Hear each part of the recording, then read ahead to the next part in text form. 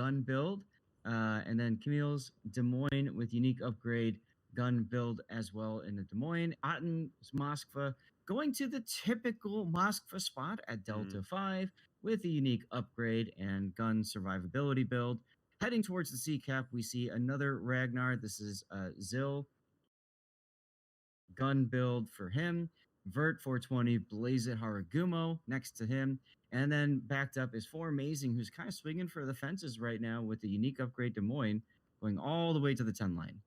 What do we got for Rain, Mr. Well, Raptor? opposing there for the South Spawn, Rain immediately sending double Ragnars out to mid. That's Gang Barang and a Hexagen, both running range in the 4-point range skill for the captain and gun reload in slot 6. Looks like they're going to draw out an early radar from Otten here in a moment. We haven't seen it yet. There it is. I was like, it has to be coming. Otten's opposite number on the southeast corner of the map. Dubison's Moskva. Very similar build. Again, looking at top grade gunner, unique upgrade, concealment, survivability expert, etc., etc. See if they can tag Gangbrang before he bails off the cap. Nope, they force him off. 3 seconds from sealing the deal there. He's not quite able to make it work. They're going to get a little damage on Gang, but Otten's going to take some punishment in return. You know, I think they would have gotten the cap if Hexagen had gotten in there with Gangbird. They absolutely would have. Two ships ticking up caps in this configuration. I think caps it in 30, 25, or 30 seconds, something like that. Way over here to A, all by himself. No, I'm not going to do that again. Not again. All right, exactly. There we go. That's Sheep's Yu Yang. This is a radar Yang. I mean, he is all by his lonesome over here. I'm a little surprised to see them kind of hang a destroyer out to dry like this, Sath. But, well, for the moment, that's what we've got. Malamu's, Ohio. I have a thought on that, but go ahead. Okay, we'll come back to that in a minute. Malamu's, Ohio, in a fairly standard build there, running a little bit of secondary range, a little bit of snipers, a little bit of accuracy action there in slot 6. And mirroring him opposite side over on the 4 line. Well, other side of the 5 line there, I guess. Servers, Vermont. We saw him play this ship yesterday, also running Brisk and the heavy AP shells, which a very strong build for Vermont, given the number of shells you're throwing. Over here at the C-Cap, we've got double Des Moines. That's Lulu snuggled up to the island. Here on the extreme southwestern edge, Artorias is Des Moines playing wide. Basti's gearing in front of him with the typical gearing smoke build there. And Dazzle. A little bit of Dazzle there for Basti. All right. Now, Rain's gone heavy to Bzath. We've seen very few teams play a strat like this on this map. But that's what they've done. Well, all right. So can we talk about that Yu Yang that's sitting on the Golf 2 right now, because he just texting his mom or something? It feels like he just failed to do the one thing he was sent here to do, Zath. No, that is the one thing he was sent there to do. Do you know why he's right by that island? No. He is trying to fool radio location into thinking that there's going to be a death snail or cruiser or something there at that point. That's his sole purpose, is to pull as much of Shaft's forces down towards that spot, thinking, okay, we've got, we've got ourselves, whatever Rain is bringing that could be hidden up. But Des Moines, for example, behind the gearing smoke. Of course, once the gearing smoke goes up on the 10 line, the gig is kind of up, right? Unless the Yu Yang is using smoke. That's the other possibility. So it's designed just to kind of fool Shaft into being cautious at A, maybe overly cautious early on. Okay. I was like, they know Sheep is a radar now because he radared. He wasn't able to get shells on Intaro before the cap completed, and because he fired, they knew exactly who it was. So they know it wasn't one of the Ragnars over there. But early on, I mean, that initial, hey, we know there's something here, pinging along that spot, we don't know what it is. I mean, you can't treat that like it's a solo destroyer. You have to treat that like there's at least 2 ships there, maybe 3, heading in that direction. Fair enough. Makes sense. Happened all the time in clan battles. We used to do that, remember, with... I think Kay used to be really good at doing that.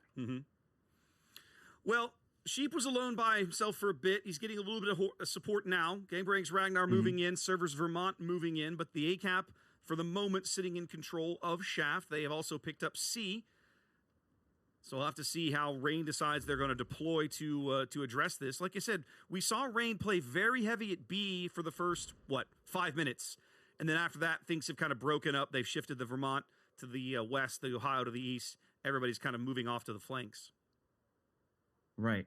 And so that kind of makes sense that, Rain says, okay, we know we want to get that middle cap, but we know they're going to put a Moskva. We know they're probably going to put a Ragnar. So you saw them concentrate their forces there in case they run across, Zill's Ragnar, for example, whatever. That didn't happen. So they managed to get the B cap, and you can see what Rain is doing now as a result. They are moving their forces. They're redeploying to the flanks now. They got the middle. Let's redeploy to the flank. And they're kind of using B as like a tripwire, because if something goes into B, that tells them, okay, shaft is rotating. You're right. If nothing happens, somebody's moved. Right. Yeah, exactly. So I kind of like that play. There's a lot of big brain going on there. Well, it's certainly, these two teams have seen plenty of each other across the course of the EU event, right? I'm sure they ran into each other during the playoff stages. And of course, here they are again running into each other here in the international brackets. Right. This torpedo salvo coming in on Sheep looks well targeted. As long as he doesn't, well, I was going to say, as long as he keeps reversing, he'll probably be okay, but he moving up now. Looks like he's going to turn out. Yeah, he's turning out. Well, maybe. He's got the ability to dodge this, though. That's the problem with gearing torpedoes. They're such low detect. Yes. You have just seconds to react. Yes. But hey, Sheep found the gap in between both salvos. Yep, he's good to go. Well, 8 minutes gone. About an 80-ish point lead or so for Shaft, ticking up 2 caps. No kills yet. No significant damage. Both teams got one ship that's a little beat up, but not quite to the point where it's hanging on for dear life sort of thing. Now, Shaft has brought back Intaro's Ragnar to play the top end of B. They had originally shifted him over to A. In fact, he's the one that capped A. Kimil taking 2 deep water torpedoes in that death snail. Yep, his hydro is down. He's going to manage to dodge the second wave just in time for Gangbarang to step onto A and draw out the radar. Right. Also detects the Sheep's Yu Yang, so now they know exactly how low health Sheep is. Yep. Interesting that they're choosing to shoot Gangbarang instead, though. Well, I think they want to try and defend the cap as long as possible. Well, they're getting good hits. I'll say they're getting good hits on Gang. They've shaved at least 6,000 HP off them and forced another heal. Thing is, Gang has a heal, like you just said. Sheep does not, so that's why I thought, why not go for the guy that you can possibly take down, or at the very least ruin for the rest of the game. What's going to be curious is to see if Intaro steps onto B, because even if they radar him, nobody's going to have shots on from him from that angle. Hexagen. How about Server Hopper just working his way up? Oh yeah, this 4 line here. He's been just slowly kind of creeping. He's looking for that shot on Kimmy. Oh, what happened there? Formazing going down over here on the 10 line. Oh, he's caught. He wasn't in the smoke. Looks like he was caught outside of the smoke. Yes. Broadside to Arturi. Broadside, probably to Lulu. Yeah, he was right at the southern edge of that smoke there. Maybe a bit of a miscommunication there. Vert will survive, but his teammate won't, as C is going to fall to Rain. Intaro's going to pick up B. Gangbarang good grab for Shaft. Was going to pick up C, but they rotated Sheep up there to do it anyway. Sheep's radar now actually picking up Repri's gearing, as Gangbarang is the one doing the firing. There we go. They get some eyes on Sheep, but not going to do him any good as long as Sheep can bail out of there quick enough. Right. Which he manages. Vermont Salvo firing low, or landing a little bit behind. Game half gone. Still anybody's game. Only a 40-point lead here for Shaft. As the Vermont, that's Server Hopper getting farmed down pretty mercilessly right now. His next heal just a few seconds away. Vert just opening up with a Haragumo. He knows he's by himself over there. He's just trying to slow down Rain's advance. Distract. Lulu Snail saying, I don't care. You can shoot me. I'm going this way. Sorry, deal with it. Lulu's like, I got to heal. You're firing HE. I'm not concerned. But look at the Ohio on Ohio action coming up on the 7 line, Raptor. Oh, my. Malibu taking a very aggressive position here, moving up the 7 line. Mirrored by Lucar's Ohio. I think they're just going to ram. That'd be boring, Zath. That'd be boring, but honestly, that's going to happen. Probably the best play here for both Ohio's. Yeah, it's going to happen. There's just simply no torpedo weight. Lulu in the backfield, though, behind, means that if Malum misses this ram, Lulu's exposed. He's at risk. The Vermont Salvo comes in on Malamu, but shaves about 20,000 off, but we're going to trade battleships here as they touch tips. Malamu had moved up. He was firing HE downrange on Otten's Moskva. not able to land significant damage there as we're back to nearly a tie game. 8.5 minutes to play. Yep, I do like that Ohio player for Shaft, Lucar. He put up his spotter plane. He knows he's going down. He threw the spotter plane up, trying to get a shot on Lulu Snail. Even going down, though, the spotter plane gave just a few extra seconds of vision for his teammates. Rain moving out to their first lead of the game. But I got to say, Zath, I'm surprised that Repri has not grabbed A yet. He had made a play for it. The Yang still has one radar left. In fact, Sheep is sitting here basically waiting. I think that's the only reason he's still here. Although, does his radar even cover the cap? No, it doesn't. Sheep's radar does not, no. No, so they could cap this without getting radared right now. I'm surprised it's taken them kind of this long to sort of get organized on it. Well, I kind of feel both teams are setting up for the end game right now. You can see Rain's got Hexogen getting ready to go into B cap. Dubison ready in the Moskva. Server Hopper ready to get in on this with the Vermont. So all of this is and then also Lulu position there. So everybody's getting ready for their end game. There's that pause before the storm. The storm is about 15 seconds away. Storm ready to break here as Repri grabs A. 7 minutes to play. 40-point lead for Rain, but that's going to start narrowing here in just a moment. You can almost smell it. You can look up and see the green. You can smell the rain in the air. There's Hexogen stepping onto B, drawing out Otten's radar. Otten has no shots. Otten's had actually moved up trying to get shots on Server Hopper's Vermont. Nobody has shells for Hexogen. Correct. The only person that could is Entaro, Ragnar, but he's too busy shooting at Lulu Snail. Yeah. Who came out just at the right time to say, hey, shoot me, don't shoot my friend. Yeah. Entaro actually going to have to go dark here. He's getting absolutely hammered. His next heal's 60 seconds away. He's on fire. They're trying to keep him lit. They're going to get him.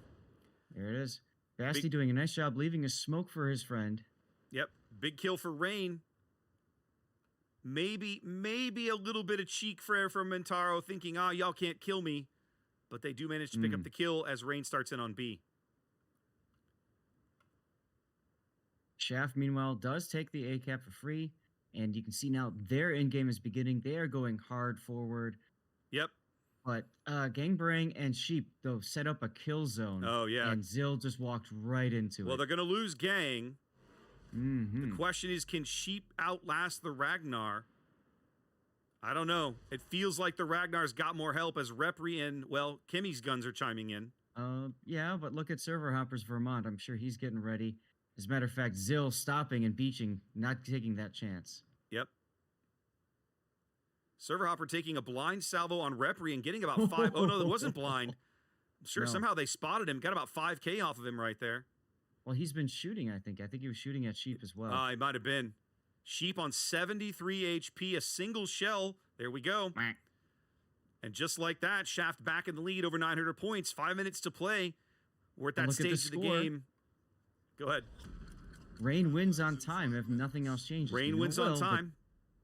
What a crazy game. Well, I think now, Zath, they think they have to believe that Server Hopper is the pick. If you can pick up Server Hopper, he's still got one more heal in the bank after this, so that's not a insignificant task, right? He's still got 20,000 HP or whatever. But if they can get that kill, they might be able to sneak out a win. Yeah, you can see the Vermont Lord Damon is just kind of sitting there waiting to see if Server Hopper's going to move forward or not. He's not. He's sitting here and just taking all of this Des Moines AP right in the rear. Now the Hurugamo shells start to fall in. I don't think he's there. Nope, there it is. Lord Damon. Vermont right in there the it bow. is. 20 seconds from a win. Shaft's going to win on the strength of a single cap, assuming they can keep all their ships on the board. Yeah, the only option, the only possible action here is if Hexogen comes around the corner and just obliterates Gangbang or Zill, but there's just not enough time. No, they don't have time for it. 3 seconds to go. Shaft is going to win game 1 by about 100 points in a hard-fought game here on Warriors Path.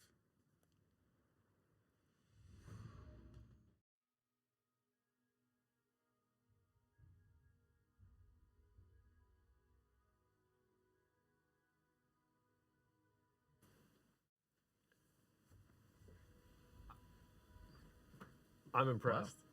Yeah, I'm almost speechless. That game was so good. Yeah, I mean, what a different playstyle from the games we've been watching so far. It was very slow and methodical, but extremely tense. Very technically correct. I wanted to say that, like, both Shaft and Rain are both, again, like you mentioned before the match. They're both extraordinarily experienced. They both played a lot of KOTs. Veteran players. And it shows. It really shows. Yeah. Like, these guys, every time someone made a move, it was for a reason to achieve a very specific goal. And they never really made mistakes. Like, I mean, you might even have said, like, right there at the very end, Zil2 beached. That means he's not going to get the YY. Yeah, No. It was close. He literally just made a charge, kills Gang, and then barely gets Sheep, right? Yeah, Sheep was dark at the time that he died. Just the last few salvos of being blind fired to catch him there on such low hit points. And again, in these split-second decision making, it's hard to know if he should have actually shot at Zil while Gang was dying, or if he just says, okay, Gang's going to die, so I just shouldn't shoot. I should just walk away so I don't die. That's such a tough decision to make. It's so hard to know in the moment, but if he had stayed dark, it's probable that Rain wins because they don't lose the points there. But we can just go over the general overview of that game, kind of, because there's so much to break down. It was such a great match. Like, I'm so excited to watch the second match now. Yeah, I mean, like, right from the get-go. We should point out that both teams brought a very similar lineup. Like, almost exactly. Almost exactly identical. I think the only difference was that Rain had a YY, and I think I'm pretty sure that Shaft just brought an extra gearing. Yeah. The Brisbane was banned, obviously, so Des Moines are having to be used in smoke instead of the Brisbane for the radar. And with the Brisbane ban, that means that the space opens up for more Ragnars because you don't have to weigh those picks against each other. So 2 Ragnars from each team, a lot of Des Moines smoke play. So similar lineups, but we saw different deployments. Where Rain decided to bring their 2 Ragnars to the middle of the map and said, okay, we're going to play for a strong early B cap. And what we want to do is basically have A, B, our weak side. We're just going to leave the YY there with nothing else. That's going to try to smoke, torp the DM smoke, and we're going to go for a strong B and C cap. And it worked in some ways, and it didn't work in other ways. And what I really like about Shaft is they went, you know what? It's fine. They can have the B cap. We're going to go to the 2 flank caps. We're going to go to A and C. We're going to make careful, but we're going to make methodical plays on both of those. We're going to take both of those, and then we're going to leave just enough to make sure that we can contest those effectively while we then basically move on the B cap, knowing that those 2 Ragnars, they're going to have to leave and go somewhere else. I would say the initial advantage definitely went to Shaft for the start of the game. Yep. They let the B cap go. They knew they didn't really have to do too much. They got the initial radar, delayed it a little bit, and then just said, okay, we can just let them have it. Because what we're going to do is keep pushing on the A side. We know they don't have very much there. And then just play the game for C. And they actually got the initial cap on C by forcing that Rain Des Moines too far away to be able to radar the cap. And at that point, Rain is in a pretty tough spot. Yeah. You're playing pretty identical lineups. The enemy has a 2 cap advantage. Shaft mostly goes dark on a lot of their ships. For example, Rain didn't have intelligence on where the Ragnars are going to be. So they could try putting a destroyer through mid to maybe get another angle on C. They could try moving it away towards A, but they don't know where the Shaft Ragnars is, so there's the chance of a face check there, which is very dangerous. And as we were talking about that, when there are 2 Ragnars on the board and you haven't seen them in even 30 seconds, you have to be so careful when you maneuver another destroyer of yours into a new position because you could, as Gashu said, get face checked by 2 Ragnars, and that's usually lethal if you're a destroyer. Yep, but Rain actually made they actually made such a good split-second call. This is something that isn't really part of the deployment. It's something you have to do on the fly. They saw the Shaft Ohio leave C, and instantly this means they know, okay, the other Des Moines at A, the battleship just left. It doesn't have shots anymore, so let's just walk our Des Moines down the 10 line. Our Des Moines that's sitting on the C-cap rock is going to walk into the cap, and we're just going to go for this kill, and they nab it. So they kill the Shaft DM, the Ohio's gone, they flip C-cap. This is a huge play, and now Rain has the advantage. And it was basically, not too long after that, the Ohio's both trade in the center, and it's whatever, but it was basically Rain's game to lose there for a while. It was still neck and neck, but Rain did seem to have the upper hand. It seemed to have the better map position. It seemed to kind of hold all the cards. Shaft basically saw opportunities and said, this is it, go, do it. And this is why they're so good, is because they can take those. When Rain was looking for a way back into the game, in the mid game there, when they made that Des Moines play onto C, they were also putting probes onto A, thinking, okay, well maybe we can make a play for this cap as well, because we don't know what's going to happen at C. Server Hopper Daster in the Vermont kind of pushes up pretty far into the middle of the map to sit on a rock there. and then they move one of the Ragnars over to support the YY and try to play for that A cap. And this kind of took a while to play out, but in the end, Gang was low on HP in the Ragnar. Yep. Dastard was stuck on the Rock, and those were the two key picks that let Shaft actually close out the game. Rockhopper Dastard. You're supposed to be retired. Nobody likes somebody who comes out of retirement too many times, Dastard. So mean. For those of you who don't know, Dastard is one of only 2 people that have actually won King of the Season 2 separate servers. He is a pretty phenomenal Battleship player. Has been around basically since the very start of the game, extraordinarily experienced. And again, in these situations where you don't know if that C-cap play is going to work out or even if the opportunity is going to present itself. So you have to try to be doing something on the other side of the map as well. And in this stage, it kind of just ended up being the unfortunate mistake that I think lost Rain the game. Yeah. I mean, really an extraordinary match. I'm really looking forward to a second match. Before we move on to, well, we're waiting for the render, but I think it's worth pointing out to everybody in the chat right now, again, that if you have not got your mission for your Twitch drop yet, don't worry. Don't panic. Don't panic. And don't tell everybody in the chat that you didn't get your Twitch drop, because everybody already knows. We will be making sure that everybody who doesn't get it today, by Tuesday or Wednesday, everyone should have it, I would say. Please just remember that the Twitch drop itself is completing successfully, so we can see who's getting the drop, which means that for anybody who's missing the mission, we can check and make sure that it gets credited to you. So don't panic, don't worry, we'll get it to you early next week. Yeah. So, wow, that was just amazing. I'm not even sure what to say about it, really. I felt so bad for the 2 Ohios in the middle because they're sort of like, all right, well, I guess this is what we do then. Yeah, the thing with the battleship in that position, when you see the enemy battleship come up that close to you, the ram is really unavoidable because anybody who tries to avoid the ram puts himself into the worst position. But looks like we have the render here, so we can go a little bit more into detail of this fantastic match. Shucky ducky. And there's really so much to unpack here. It's fantastic. All right, here we go. So again, very similar lineups from both teams, but we're looking at a pretty different initial deployment where Rain is sending both their Ragnars to the B cap here. And this is important because Shaft only has 1 radar of the MOSFET that's going to be sitting up here. And after that initial radar, they can just grab the cap. So this is a pretty strong initial play, but they're sacrificing for it. They're not bringing their Ragnars to support the other caps, which means that Shaft has a stronger initial play on C here. And also, since Rain is only bringing 1 YY to A, as long as Shaft recognizes that early enough, they get this A cap very early. So we can see that play out here in just a second, where we can see these 2 Ragnars supporting the flanks, taking strong positions on these caps. And again, take a look at Rain's deployment here. Yeah. There's literally only the YY on A, a lot of ships in middle. I mean, we have 5 ships here in these, like, basically 2 lines, and then 3 ships trying to support C here.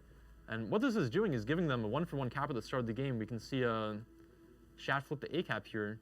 And unless they can get C, this is actually a worse position for them. It's true. A strange decision by the YY of Rain on the A cap to open up and lose like half his HP. Yeah, I'm not quite sure why he did that. What he's thinking here is maybe, I think my shells can land in time, I think I can reset the Ragnar. Yeah. But also in this situation, you're going to reset him, he's going to get the cap 30 seconds later. And he's going to beat you up for it too. Yeah, and it's important, every ounce of HP matters, because at the end of the game, if he had maybe 3,000 more hit points, he lives. Yeah. So again, these things can matter. You can see the Rain DM get so far forced away from the cap here. Again, your 3 ships to 4 ships, your battleship isn't there to support you. So Shaft just has the much stronger line of control here, whereas the Rain DM is just so far away that he can't support the cap at all. And now we're looking at a 2 cap to 1 cap, and you have to try to find a way to make something happen. And you're going to do that as soon as you watch that Ohio leave the area. All right, we're just going to wrap up this pretty quickly here. Since the teams are ready, we'll finish up the analysis. Shaft basically is thinking at this point, okay, we have pretty solid control of the C cap. We maybe think Rain's going to try to do something else on the other side of the map. Let's move our Ohio and try to do something else. You can see him move here. At this moment, Rain is like, okay, he's gone. Des Moines instantly sends it through C, and this Des Moines here just dies. He's gone. Yep. So very intelligent play there from Rain, seeing the opportunity, taking it as quickly as possible. But you can also see on the other side of the map that the Vermont takes this really aggressive play up to the rock here. And he's never going to leave this rock. This is his rock for the rest of the game. This is your rock. You stay there. And then Gang's Ragnar moves over here to support the YY. So again, this is actually smart on Rain's part, where they're looking for plays on both sides of the map because they don't really know what's going to work out. Right. So you have to take every opportunity you possibly can. But in this case, Shaft reacts really well to it. They say, okay, C is gone. We know the Vermont is stuck there. And we know the Ragnar is at A. We know he's kind of low HP. So we're just going to react to that, re-push on A. We're going to leave C. That's lost. and just look for the picks. The Ohio's kissing in the middle is actually better for Rain in this situation because it literally opens up both of the Des Moines to literally walk out there and just form a wall across the beacon. Once that overmatch threat is gone, this Des Moines has free reign to just walk over here. This Des Moines can keep pushing up, and they actually managed to pick up, I believe, Shaft's Ragnar on that push there. So again, another important kill for them. But again, it's really looking like everything's coming up Rain at this point. Yeah, I mean, they're up 100 points. They're going to have 2 caps here once the Ragnar completes that B cap. Yeah. But the Vermont is still stuck. Yep. This Ragnar is low hit points. This YY is low hit points. Zil2 smells blood in the water. Yeah, and we can see Shaft thinks, okay, we have to gun it. Something has to happen here because we just lost another ship. We're down 110 points. So Shaft guns it. He knows he has the HP advantage, and they pick up both of those destroyer picks. So that gives them enough points to have some time to work with. They still don't win off this 1 cap here, even though they are above points a little bit. And what they have to do here is just work down that Vermont. That's all they need. Yep, and he goes down there. It takes a little while, but after that, it's all done. These are the kind of plays and these are the kind of decisions that get you to KOTS Internationals, guys. Yeah, just throwing it out there. Really fantastic, methodical play from both teams here. I mean, such a careful game back and forth. And really excited to see how they'll react in game 2 coming up. And you don't do anything just to do it. You've got a reason. So we talked for a million years because, again, we could probably talk about these matches for a million years, but the next match is ready to go. We're going to go ahead and talk real quickly about Shatter. We're going to take less than 30 seconds to do this. This is a very, very interesting map in the sense that so much of the action gets centered around that central cap point. And the fact that there's so many islands, you can see picks like Schlieffens and Howden Leos, which can bomb things over the rocks. I think those are my 2 favorite ship picks for this map. I'm hoping we'll see some. I hope so, too. I hope that EU is cool enough to bring the Howden Leo. I'm not sure. Well, we've seen Raiden play the Howden on this map before in previous COTs, so I'm hoping they'll bring it again. Why don't we throw it to the map intro video and get this game started? Bring on game 2. The picturesque coastlines of the maritime provinces of eastern Canada form the backdrop for a titanic clash of opposing fleets. These steep cliffs and jagged rocks will soon echo the thunder of heavy guns, and only one team will emerge supreme. This is Shatter. Shatter is a 48 by 48 kilometer domination-style map with 3 cap points running in a line from west to east. In this new configuration, Cap Alpha on the left is arguably the safest for destroyers. Though there are plenty of nearby islands within radar range, the cap perimeter is wide open, providing unfettered access and a multitude of ways in and out. This directly contrasts with Capture Point Bravo in the center, which is more claustrophobic and has only a handful of entrances and exits. Ships caught out here typically fall under tremendous focus fire from both map edges. On the right, control of the new Charlie Cap is likely to depend heavily on commanding the island on the western edge. Expect teams to deploy ships both south of this island and to the 9-10 line on the extreme eastern edge as they vie for dominance. 18 ships, 2 teams, 1 victor. It's time to play Shatter.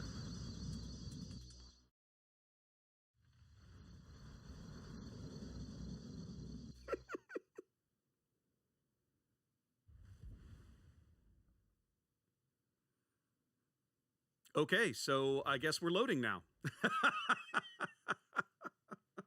Oh.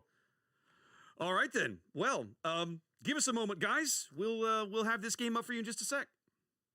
Yeah, might want to hide the training room chat. I don't know what's in it. I mean, there's nothing in it right now, so there you go. There you go. All right, there we go. All right, guys. Well, here we go with our next game. This is Shaft versus Rain. Game the second. Aw, thanks. All right, so, Raptor, before we get into the lineups and stuff, I don't know if they talked about it on the main stream, but I want to just comment real quick. In between, I did some digging, and I wanted to know what happened with these two in the tournament. Did you know, Raptor, that Shaft and Rain actually never met in the knockout bracket? I did know that because I was PM'd by a friendly EU coordinator in between games who let me know. We briefly mentioned that last game. He was like, no, actually, these 2 teams didn't play. I was like, oh, okay, there you go. Not even in the course of the entire tournament. They were in the same subgroup of upper lower bracket. I can't remember which one of the 2, but they were together, but they never actually fought each other this entire King of the Sea. Can you imagine 2 teams from the same region facing for the first time in internationals? Raptor? Interesting. Well, here we are. Well, what are we doing first? Why don't you tell us about the Shaft lineup? Does that work for you? Sure, that works for me. Shaft's going Ohio and Schlieffen this time. Ohio, fairly standard build there. A little bit of range on the secondaries, a little bit of accuracy on the main battery. Running Brisk. Lukar Schlieffen leaning heavy secondary survivability for the secondary modules, range for the secondary modules, and even a secondary auxiliary mod 2 there in slot 6. All the relevant skills, including IFHE and Yes. all that stuff. So he's heavily leaning into that. I expect we'll see him over there hovering near the B cap. Zills Des Moines headed over here towards C. Similar build we saw last game. Concealment gun reload, top grade gunner, fronted by Repri's gearing. Very typical gearing build we've been seeing, leaning into the torpedo reload there, marrying it to RPF, Swift and Silence, and the unique upgrade. Otten's Marseille. We haven't seen much Marseille in the international event. It seems to keep getting banned, and the teams that don't ban it don't seem to want to take it. So, but shaft fielding one here. Yeah. Concealment gun reload, top grade gunner. Not necessarily a lighthouse build. This one a little more leaning into the concealment side of things. Going over to A, well, let's have a look at here. Going down the other side of the B cap, that's Papega's Daring. Gun reload RPF, backed up by Four Amazings Des Moines, looking to redeem himself, I think, probably for last game. A little concealment, a little bit of engine reload there, engine mod in slot 6, and top grade gunner. Intaro's Ragnar heading over towards A, gun range and concealment, backed up by all of that there.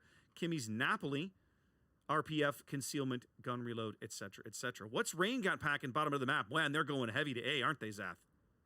Oh, yes, they are indeed, Raptor, as the Sheep's gearing is already fired off his first rack of torpedoes because, again, it's your typical gearing, unique upgrade, torpedo spec with Swift and Silence, all that good stuff.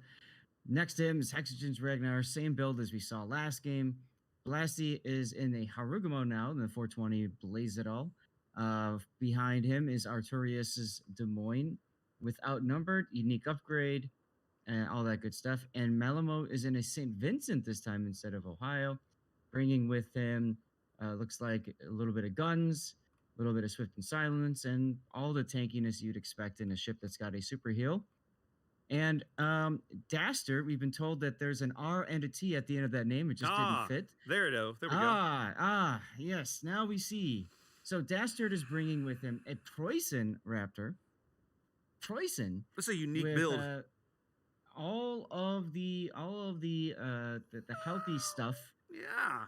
But look at slot 5. Yeah. Do you know what that is? That's the consumables mod that gives him 10% extra duration on all of his consumables. So his heals and his hydro will last a little longer. Correct. And the DCP that jives really well with DCM slot 1 at DCP the beginning. In slot 1. And then he's giving up his concealment in order to get a little bit of extra gunsy guns when he's within secondary range. It's a German battleship. Are you really going to hide it, Zath? No, you're not. Exactly. Lulu Snail in the Des Moines is south of the beat channel, ready to go with his radar. I'm sure we'll be seeing that radar momentarily. Back over on the A, we have Gangbrang and a Ragnar this time. I'm guessing he wishes he had a heal last game. And Madurex Venezia is ready to go down south with a just kind of it's really a destroyer assassination build. He's not running range, he's running reload. Well, you called it. As soon as B started to flip, Lulu moved up right away, radar blazing, ready to punish Papega for his audacity, thinking he could steal this cap. So Papega's going to take some damage here. Probably not going to be enough to kill him, but definitely enough to force a heal. Hexagen's Ragnar jetted out to A, grabbed that. Seems to be moving back towards mid as Rain sets up for a nice solid push up the one line. The Napoli and Ragnar north of them kind of setting up to receive.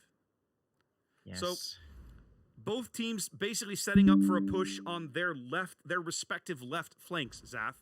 Rain spawning on the red to the south, going to heavily push up the A side. Shaft spawning on the north, going to heavily push down the C side. Yep. All right. Well, Rain's little smoke train at the one line is going to have to stop for a sec because Antaro Ragnar just radared him. But Blasty, as you can see, is coming up. And he's like, all right, you can shoot my friend, but I'm right behind him, and I'm using smoke. So, choo-choo! Well, our first smoke screen. Each team having a destroyer kind of getting dunked on their respective flanks. You see it there. Sheep's gearing getting chunked down a little bit. We're over on the 10 line. Repri's gearing got chunked by the Mandara's Venezia salvo coming in. But that's going to allow each team to solidify their hold on their respective sectors. And so then... Yeah, but look at Go ahead. Lukar Schlieffen. Look at Lukar Schlieffen.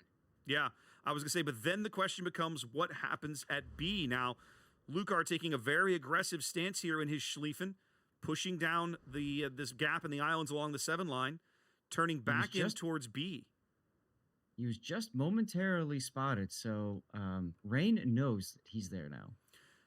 You have to wonder, Zath, do you drive him into B right now, kind of opposite Lulu, or do you wrap the island to the south? Looks like he's going to turn into B. I would go south. I'd go hard south, get around whatever is on the other side of B, and he could even pop his fancy Hydra to find out. Well, they know Lulu's there. Lulu's already been in a gunfight with the Daring at when he tried to win with Pega when he tried to pick up B, so they know he's there. Right. So what I'm getting at is he can go south. Meanwhile, Lord of Damon's Ohio goes north, and they just trap whatever is south there. But they're opting instead to just sail into B. So we'll see what happens. Well, and have a look at Dastard's Poison as well. He's also taking a pretty aggressive position, expecting to see the Schlieffen, I think, pop out into the cap. We saw before. Was it yesterday? Last weekend? The Preußen on this map. Yes. Right. Yes, we did. Didn't really do much. No, in that particular game, it was not impactful. But look at the torpedoes coming in on Dastard, Zath. Look at this. Beautiful. I'm looking at him. He narrowly dodges 3 of them, but takes 2 in the bow as his hydro goes up. Yeah, I think he got reminded he's got that fancy consumable, that detects torpedoes. Indeed. Pepega's daring backing off and putting some conga line torps on him. He's not going to be able to dodge this second wave. But wait, there's more. But wait, there's more as all 5 of them land a brilliant torpedo salvo from the Shaft Daring as they grab B. I mean, that's a pretty anticlimactic grab of B, in my opinion. It is. I mean, stepped on it. Dastard's just getting absolutely hammered there by British torpedoes. I mean, fantastic use of torpedoes by Pepega Sniper there. So now, Shaft, I won't say in firm control of B. It's far too early to call that, but you have to like their chances, Zath. They've got a Schlieffen in the cap, a Marseille sitting, and a Des Moines sitting on the edges. Who's going to go in there and challenge them? Who wants to weather all of that fire? Well, and so that's the thing, right? You've got this Marsilli that's just sitting there, bow in, looking at the enemy. There's no way that you can dislodge this guy unless you can get on the flank, but he's got that island shield to the left. I always like to talk about that with replays. That island has infinite armor, blocks all the torpedoes and everything. So there's no way to hit Otten from that side. The only way to hit Otten then is through the north, but you have to go through a Daring, Ohio, Ragnar, Napoli in order to make that happen. Good luck. Lucar's secondary starting to tick off there. He's going to rotate out of the B cap. No need to sit in there and get punished, I guess. Rain still holds a very narrow lead here, but that's going to start. That's going to start disappearing. They were quicker to get onto A. They built up a small lead. There's your tie game, and then there is Shaft moving out into their first lead here as we cross over the halfway mark. Yep, we're just watching a secondary slap fight going between these two German Tier 10 battleships. I got to say, I like my chances far better than that if I'm the Schlieffen. My teammates have done a better job of beating up the Preußen to give me a health advantage in that fight. But if Lucar moves too far forward, he might run into the Ragnar Venezia duel. Probably doesn't care if he does. Well, though, he frankly. certainly doesn't.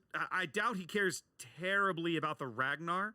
The Venezia torpedoes have the potential to be much more impactful. Oh.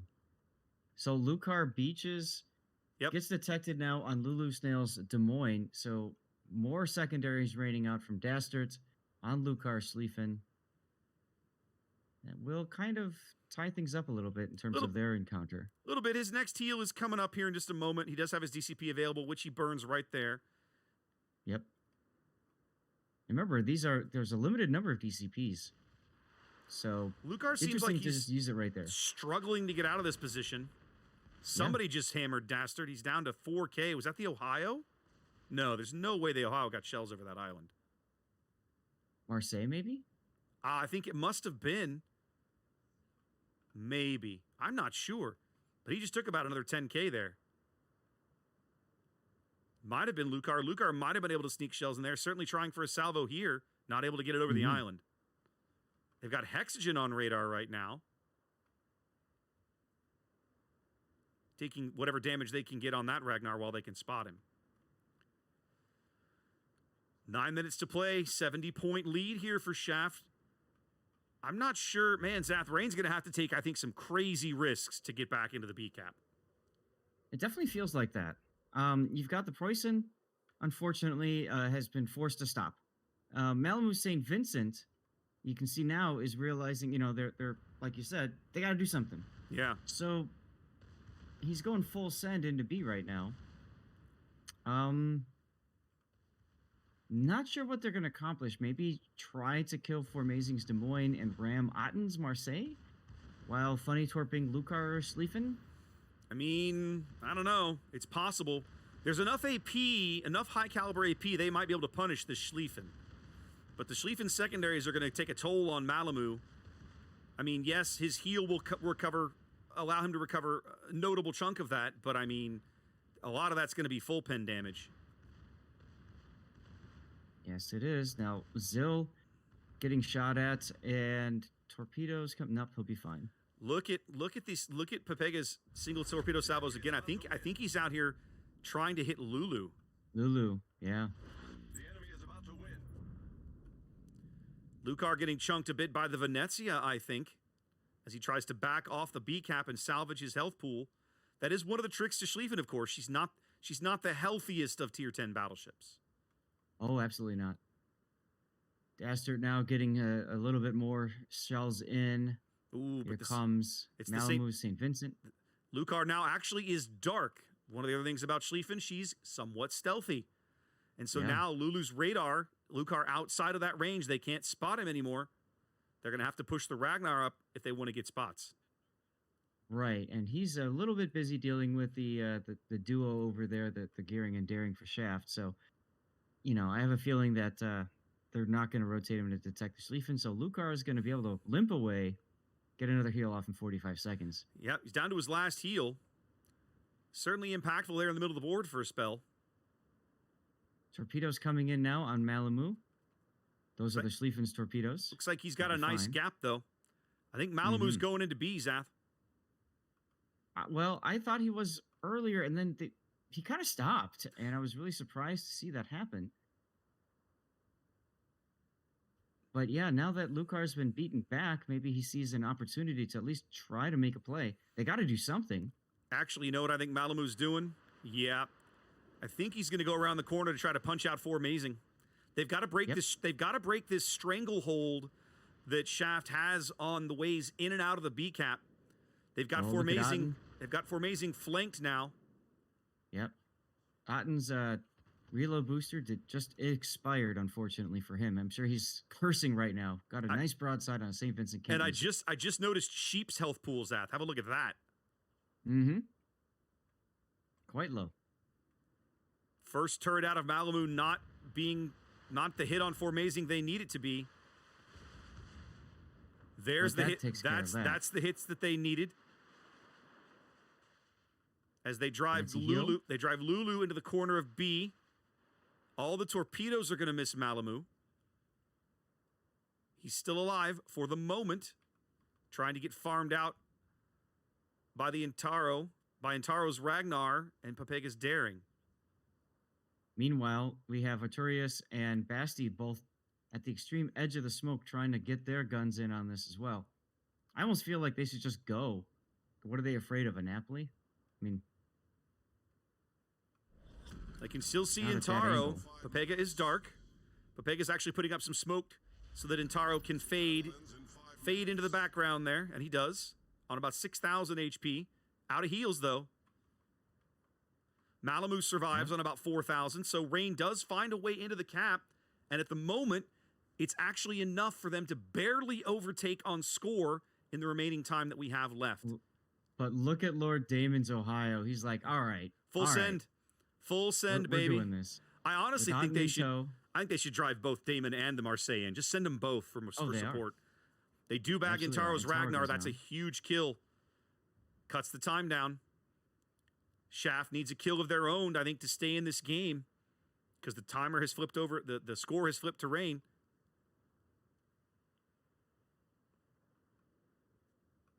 Lord Damon really wants to get on the back of Malamu here, just end him, but he's got Lulu to deal with too. Yeah, I'm really surprised to see them kind of move in and then just pause, because they're upside down on points now. It's about it's an even bigger gap now.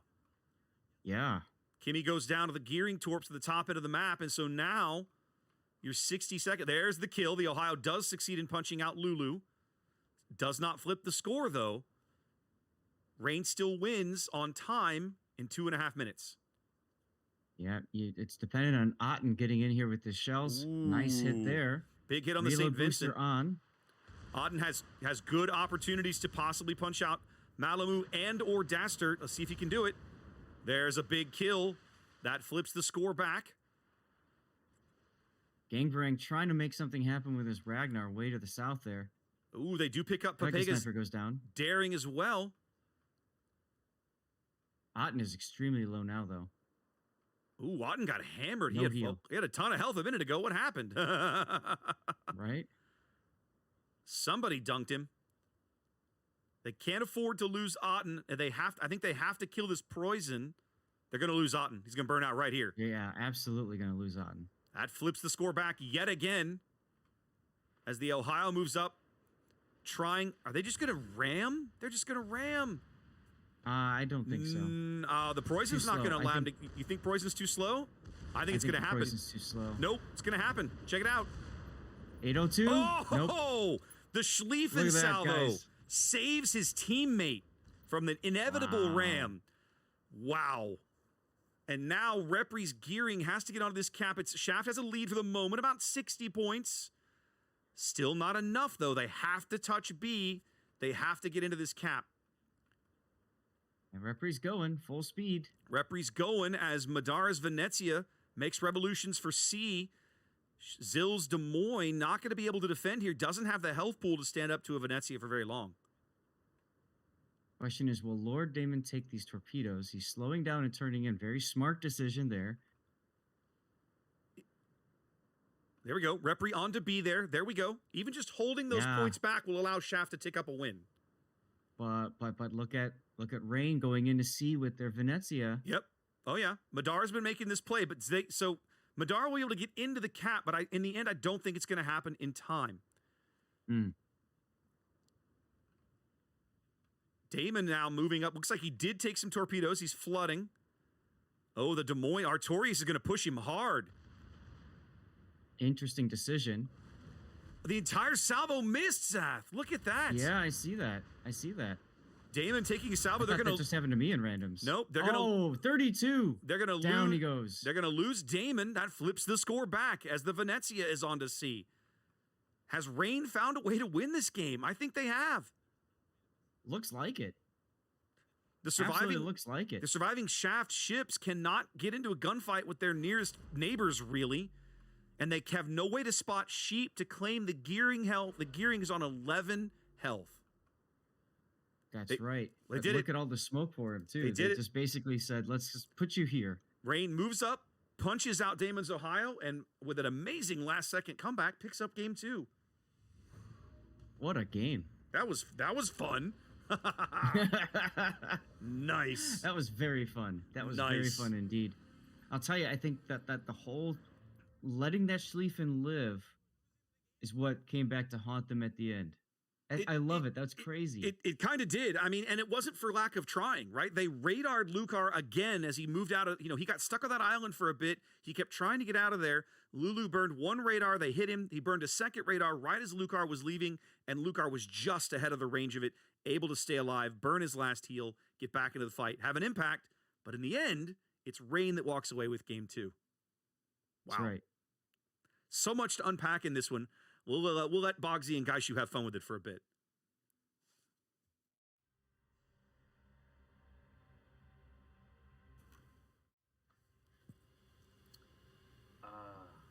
I don't even know what to say right I now. don't know what to say either, man. Okay, my first question. Where do you start? My first question. We're gonna start here. Bogsy is muted.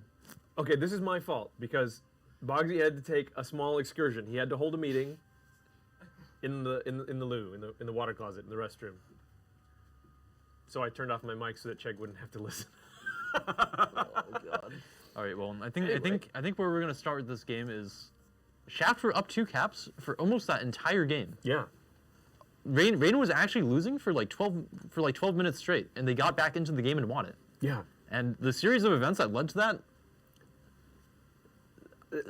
It's hard to know where to start. Like, we were fixated for way too long on 2 choices that Rain made. One was to put the Rag and the Ven over on the side so that they wouldn't do anything. yeah. By now we've casted a few of Rain's games, and you may start to notice that I think Rain favors a particular kind of strategy, where they're creating one really weak flank with just 1 or 2 ships to hold, and then really focusing on the other side of the map. They're trying to basically cut off half the map and say, we're going to own these 2 caps, and we're just going to have a delaying force on the other side. And on this map, it was pretty rough for the start of the game. They had 3 ships pushing down the one line. They had the Gearing and Harugumo, so for double smoke train to kind of give the Des Moines as much space as possible to work with. But what they were pushing into was a kiting Napoli. Like, Rain's 1 and 2 line were given 3 ships, some money, and told to go find America, basically. Like, they were like, go find the new world. If you don't find it, don't come back, basically. Yeah. And then they just were out there the whole time. We've talked a lot about over-pushing so far this COT. Yeah, we have. Where they got the A cap and they continue to push through because, I mean, there's really nothing else for them to do in this scenario, though. But the thing is, pushing down that 1-2 line doesn't give them any extra control over the B cap. Especially against a Napoli, which it's just not going to die. So they didn't get a kill. They didn't really take any territory that was meaningful. Well, they didn't get a kill for a long time. They didn't get a kill for a very long time. Kudos to you, Sheep, for your 11 HP torpedo kill. That was incredible. Something. We should talk also about how Shaft reacted to seeing the Rain lineup. They saw that only the Ragnar and Venezia were on the seaside, and they did something amazing, which is literally just push their Schlieffen through onto Rain's side of the map and cap B from Rain's side. They said, your capping B position belongs to us now. Have fun with our Schlieffen. And can we please talk for a moment about how long the Schlieffen sat there and how long Dastert managed to live? Dastert lived. Yeah, you can see how devastating those single line daring torts were. I think Dastert ate 7 of them. Yeah. But I guess because Rain created so much space on the 1-2 line with that push, Shaft didn't really have anything to finish the kill with. Right. So Dastert stayed alive for a very long time, which was key for Rain. But that Schlieffen was just so painful for them to deal with. I could not believe, we could see the St. Vin and the Preußen of Rain were looking. They were looking for those AP citadels through the nose armor of the Schlieffen. The Schlieffen does have that icebreaker that's immune to overmatch. So these guys are the best of the best. They are looking for that specific spot, that sweet spot where they want the overmatch. But they just didn't get it. No. And we were sitting here just like clutching our pearls like, dude, just fire HE, come on. I was really just hoping that Vincent would load the HE, just maybe set the fire, get the kill. But important to note that the Schlieffen playing on that side of the map, there is an island that he can use that completely blocked the Ragnar and Venezia from being able to shoot him. And it looks like we got the render here pretty quick, so I think we should take a look at that. We should. And actually be able to see what we're talking about here, is there's just so much going on in this match. This match is bananas. B-A-N-A-N-A-S. This match is bananas. All right, so let's get started. I mean, like I said, it really felt like Rain was on the back foot for so long this game. You can see the initial Des Moines position on B. This is kind of meant to lock down the cap. They stop the daring from getting it early. And then we have a very strong A side that they get the cap initially. But Shaft sees this. They cap C. They know there's only Ragnar or Venezia here. And this Schlieffen just sends it. I mean, he sees this and he's like, okay, whatever. I'm going this way. Yeah, I'm in your base now, lol. Like, what are you going to do about it? Nothing. Nothing. There's nothing you can do There's about nothing it. to be done about this. The Schlieffen is here now. Pause it for just a second. We were trying to figure out, Geish and I were sitting here going, which way is the Schlieffen going to go? We were like taking a bet on, does he go into B or does he try to come around and flank the Des Moines? Yeah. And I would never have guessed that he could stoop into that spot, sit there, cap, and then be such a thorn in Rain's side for like basically 2/3 of the game. Yeah. I mean, it's important to note that normally this position is not very safe because you can be shot at through this channel, but that doesn't matter if you're the North Spawn team and you're capping from the south because you control that channel. What are they going to do? I mean, who could have figured that? That all you need to do to cap safely is just control the side of the map that you can get shot from. It's such a flex, and it was such a good flex too. Yep. So here we see that Rain is really committed. There's 3 ships here. Again, you can see the Gearing, the Harugumo, and the Des Moines using 2 smokes to push us as hard as possible. And they're trying to basically push Shaft like past this line. so that they can't really exert control over B as much. But again, this doesn't actually accomplish that much for them, I feel like, other than keeping Dastard safe. But Which really should be everybody's job. Keep Dastard safe. yeah, Like, it's the most important thing you can do in But- King of the Sea. I don't think Dastard would have needed to be kept safe if he didn't eat those daring torpedoes. By the way, we feel like this is an opportunity to tell all of you a little something about when and how to take torpedoes. Okay, Gaishu, would you please explain? Well, you see, when you eat torpedoes, there's a couple different things that can happen. You can eat them in the bow, which means that you're going to take more damage initially, but those torpedoes will be 50% healable because they're not hitting your citadel. But if you take them on your torpedo belt, that counts as citadel damage. It's only 10% healable, but you take less initial damage. So the thing here, Dastard eats 2 torps initially. He's down a little bit of HP, and he sees 5 more torps coming. And I think he probably just flat out dies here if he takes all of them on the bow. He might. Because after eating all 5, he's basically left with 14,000 or so hit points. So he basically angles the ship to eat them on the belt. Whatever he did, it worked out. Yeah, it basically means that he's going to be left on low HP and not be able to heal a lot for the rest of the game, but Yeah. he's still alive, which is really key. Because this push now is basically secure this angle. It's really hard for Shaft to get shots on him, and he's going to be able to live for a very long time here. But again, this is the point of the game where Rain is basically kind of stuck. They don't have great positions to exert B control.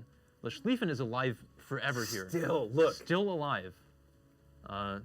So Wait, Rain, he was bow out that whole time? yeah. I. He was Oh my bow out God. using that rock to just block the Ragnar and Venezia shots. That's even worse. Like, he doesn't have an icebreaker on the rear. Yeah. I think there are 2 plates that just cover like just the angles, but Yeah, the thing is though, it gives him a little bit more flexibility with being able to play along that rock, try to get Right, dark. He does go right. dark for substantial periods of time during this whole exchange, which lets him live for a lot longer. wow.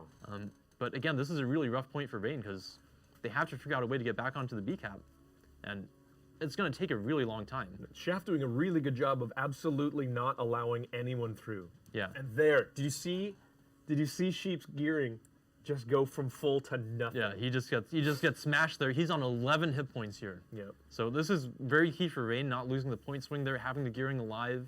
You'll see later that the gearing actually gets a Napoli, so we'll see that happen in a bit. But digging the Schlieffen out, very key. It gives them some time. It gives them maybe a little bit more angle to work onto the B cap. The Schlieffen maybe makes a mistake here by coming out of the rock so the Ragnar and Venezia can both shoot him. Yep. Kind of lets him put a little bit more damage on him, lets him finish the kill. And at this point, we just have an absolute mess of a map. I mean, Yeah, this is a mess. Okay. normally when you play a map like this, you'll see like a pretty horizontal line of control where the teams are just kind of split, trading back and forth along the vertical line here. But we basically have an almost, like these are the sides of the map that the teams are playing, which is, like they're almost swapping yeah, sides. it's ridiculous.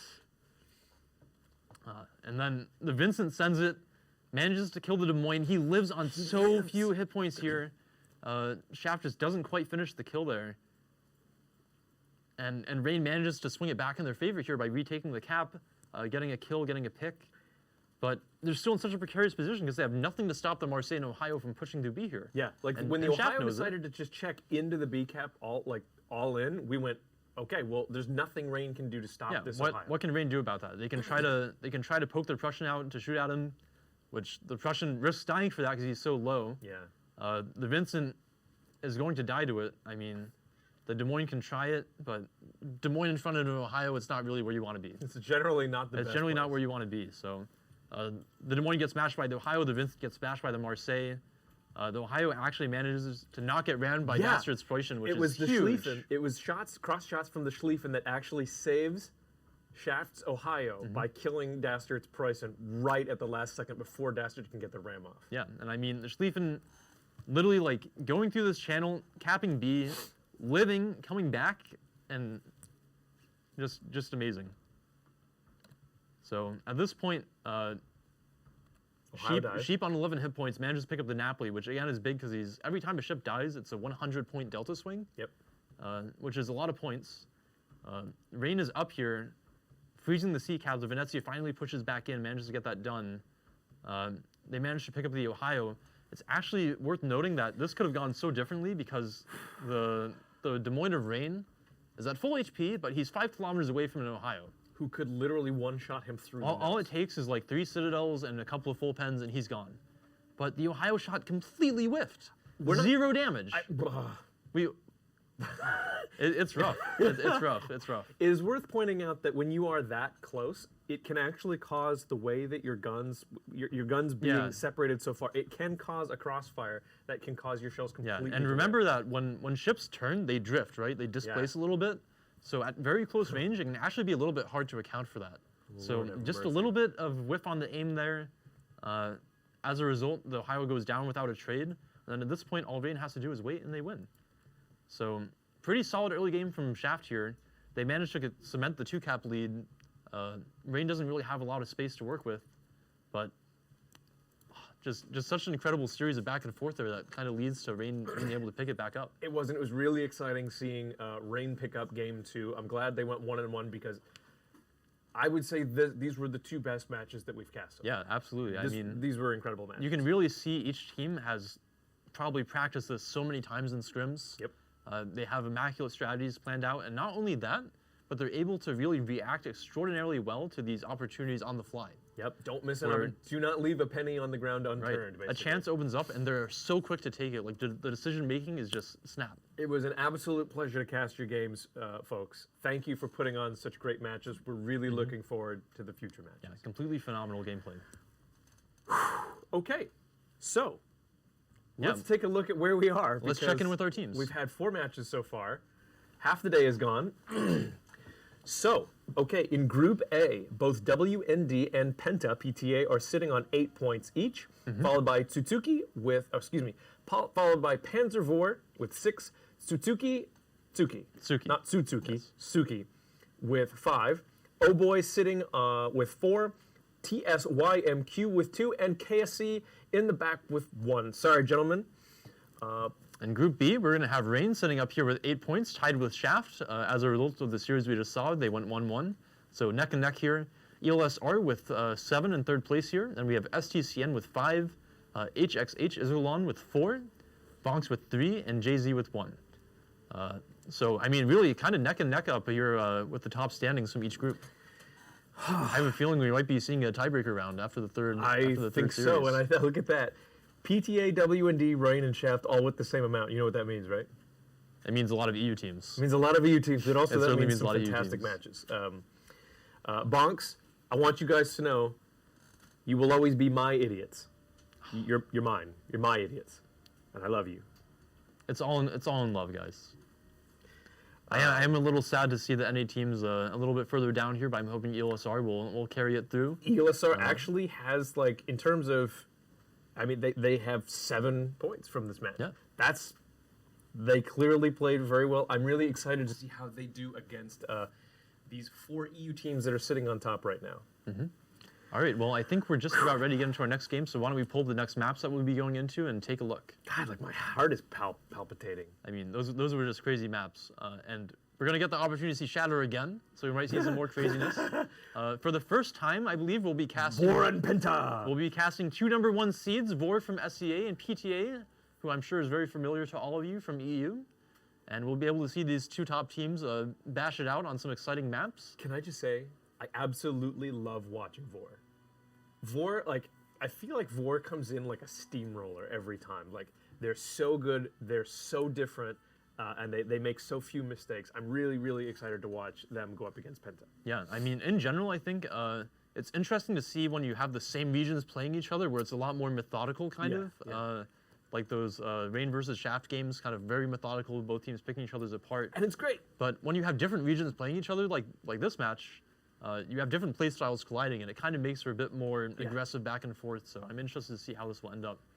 Do we have ship bans from each of these teams? It's like those Saturday morning crossover cartoons, where your favorite characters from one show, for some reason, just end up in the show of another character. It's great. It's absolutely amazing. Am I the only one who's over 35 here? Really? Okay, that's fine. Yes, you're the boomer here. I am not a boomer, how dare you? Yeah, so the first map we'll be going into is Shatter, which we did just see. And it's awesome. Honestly, this map does make for some of the most interesting games of the tournament, I feel like. It does. Even though some of the regions don't like it as much, we see some very interesting things come out. And then for the team bans, we actually have Vor banning out Marseille, which is interesting to me. Yeah. Because Marseille is one of the most popular ships on the SEA regional tournament. So it's interesting for me to see the SEA team banning that, and then PTA will be banning out Clever, taking away that fast French destroyer pick. So I like that PTA banned Kleber partly because I remember the first time I saw Shatter in a KOTS International tournament I forget who they were playing, but Smile was playing. Smile is, I believe, now WND. That's Lair. That's Lair, That's yes. Lair. Smile is now. I do not recall, unfortunately. EU guys, help us out. Smile is now what? They might not have transferred. Smile became what? Got it. Okay. Anyway, it doesn't matter. The point was, we saw these teams basically bring Klebers onto Shatter. They were all running leg mod. They would speed themselves into the cap, take it, and then immediately YOLO torp the nearest ship and just destroy it. Yeah. And it was sort of like, oh, so that's how we're gonna do it today. Okay.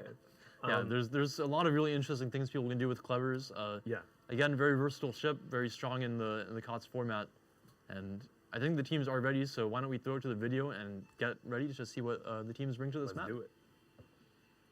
The picturesque coastlines of the maritime provinces of eastern Canada form the backdrop for a titanic clash of opposing fleets. These steep cliffs and jagged rocks will soon echo the thunder of heavy guns, and only one team will emerge supreme. This is Shatter. Shatter is a 48 by 48 kilometer domination style map with 3 cap points running in a line from west to east. In this new configuration, Cap Alpha on the left is arguably the safest for destroyers. Though there are plenty of nearby islands within radar range, the cap perimeter is wide open, providing unfettered access and a multitude of ways in and out. This directly contrasts with Capture Point Bravo in the center, which is more claustrophobic and has only a handful of entrances and exits. Ships caught out here typically fall under tremendous focus fire from both map edges. On the right, control of the new Charlie Cap is likely to depend heavily on commanding the island on the western edge. Expect teams to deploy ships both south of this island and to the 9-10 line on the extreme eastern edge as they vie for dominance. 18 ships, 2 teams, 1 victor. It's time to play Shatter.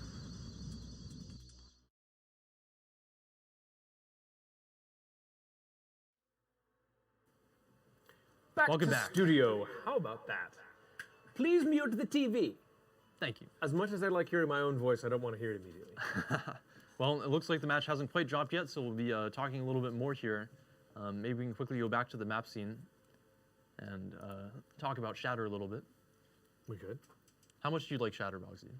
I love Shatter. I love a map that looks like an orifice. Is that what it looks like to you? It looks like the devil's butthole. What can I say? It's like that psychiatry thing where they hold up an image and... What's a what is kaiju? it? What does this look like to you? Psychiatry. That's a Rorschach test, isn't it? Yeah. A kaiju is Godzilla. A No, I kaiju said is... psychiatry. Oh, you said psychiatry? Yes. You're such a weeb that when you say English words, they sound like weeb words. I think you're just biased against me. I think you're hearing what you want to hear. I am. It's so terrible. I hate working here. No, Y'all know what a it's kaiju is, right? phenomenal. A kaiju is a building-sized monster. Godzilla. I think you're the only person who heard this. Well, we'll find out in 5 minutes when In chat 5 gets minutes, to us. chat, you better back me up. He's ridiculous. I Anyways, am a menace. I'm hoping that we'll see some Look Twitch at drops. that! Twitch drops. Can you believe it? Okay. All right. Well, Twitch drops and the teams have drops, so we'll go over these very quickly. Sarah's gonna give us. He's got flashcards, by the way. That's gonna tell us. He's gonna give us a countdown so we can throw it to Raptor and Zap. But Yep. This week we're going to be looking at Twitch drops for week number 4.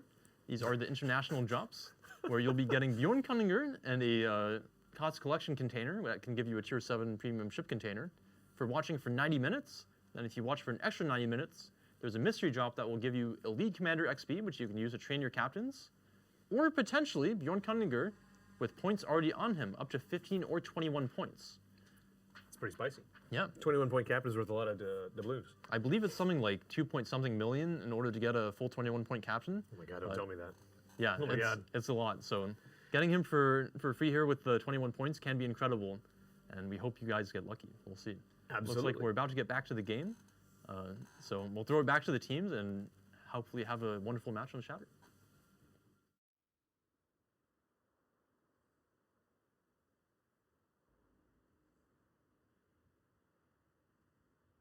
All right, ladies and gentlemen, welcome to our third and final scheduled match for the day. This is between VOR and Penta.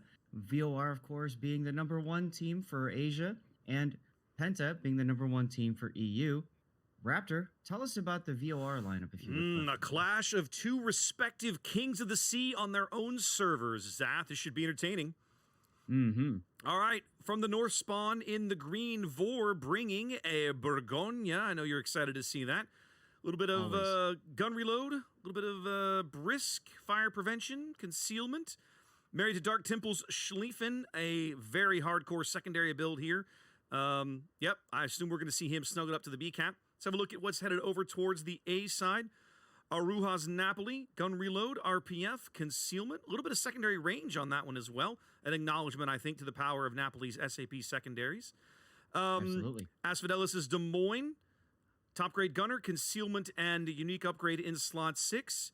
Yuki's Daring headed down the 5 line straight into B. RPF, a little bit of adrenaline rush, gun reload.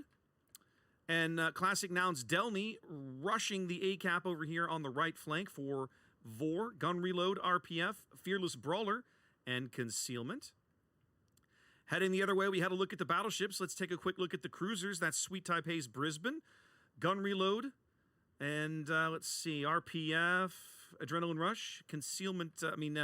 Consumable duration there, and extra consumables. YBB's Stalingrad going gun reload, radar duration, and top grade gunner. And last but not least, Laplace's gearing. Fairly standard build we've been seeing a lot of gearing players use this tournament. That's Dazzle, and so on and so forth. You missed the one big thing, though, with this gearing. He's not using unique upgrade. No, he's not actually running standard concealment there in slot 5. That is a little bit of a change. I wonder why. Yeah, this is the first time we've seen it, I think, all weekend. A non-unique upgrade gearing. Could be. The extra guns and the extra torps, and, of course, the expensive concealment. What's Penta down to the south? Well, they are bringing an Alvaro de Bazan at C cap. Behind him is Kinimad in the Brisbane, and that is a pretty much kind of a jack of all trades build, really. Mostly guns with a little bit of torps thrown in for a little extra zhuzh. You got El Snackman's Ohio. This is set up for pretty much sniper plus little tanky with that extra boost to the repair party consumable there.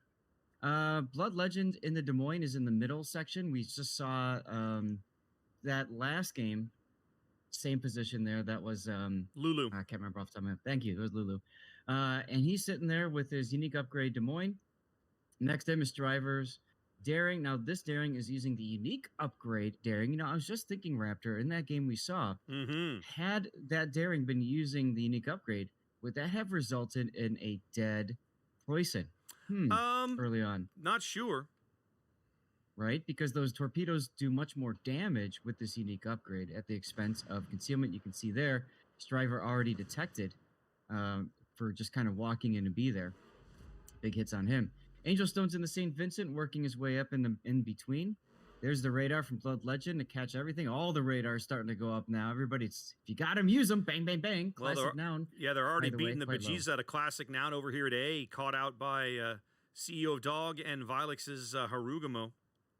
Yep, CEO of Dog is using a guns build Ragnar. Vilu is using a 420 Blaze at all Harugamo. And then finally, there's Faster Motions Des Moines with pretty much what you've seen with the Des Moines gun and unique upgrade build. Well, for all the shells that traded sides there, Penta claims A. They're the first ones to start ticking up points here in game 1 of this best of 2. As Shriver's Daring inching on to B, with his Hydro still ticking, he'll see these Schlieffen torpedoes coming in. He's got a nice gap though, as the radar goes up.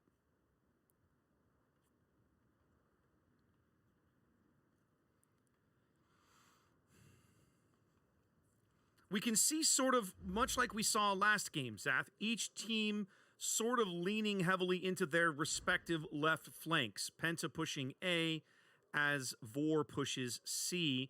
Each team, and then set up with ships sort of kite away on the other flank as well. Yeah, similar kind of play with the 1 line being the push side for Penta most likely, and the 10 line being the push side for Vor. as well. So no surprise there.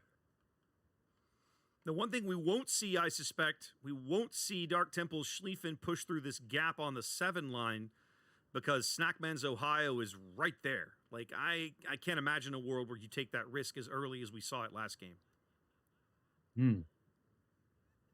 Although his position does, I mean, there's that island right there that could provide the necessary cover. Maybe. We'll So- see. I think if Snackman rotates to the west, you'll see them make that play. But until he does, I doubt they'll risk it, or unless they really get desperate. I mean, I think the big thing is that VOR can't tell where that Ohio is. No, can't see him just yet. As VOR does finally pick up C, so now 6.5 minutes in, both teams ticking up a cap, about a 90-ish point lead for PTA for Penta, just because they grabbed that A cap a little quicker.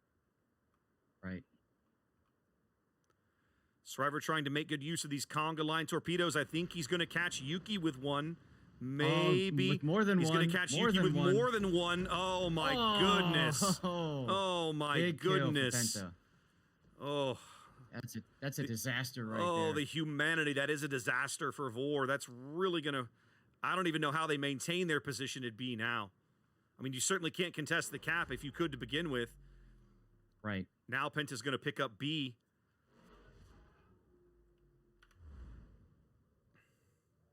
Yeah, I'm not sure either. And you can see Dark Temple Schlieffen is actually just kind of casually reversing into the B cap now. I think they've called him off of the potential channel push with the result of that that ship kill.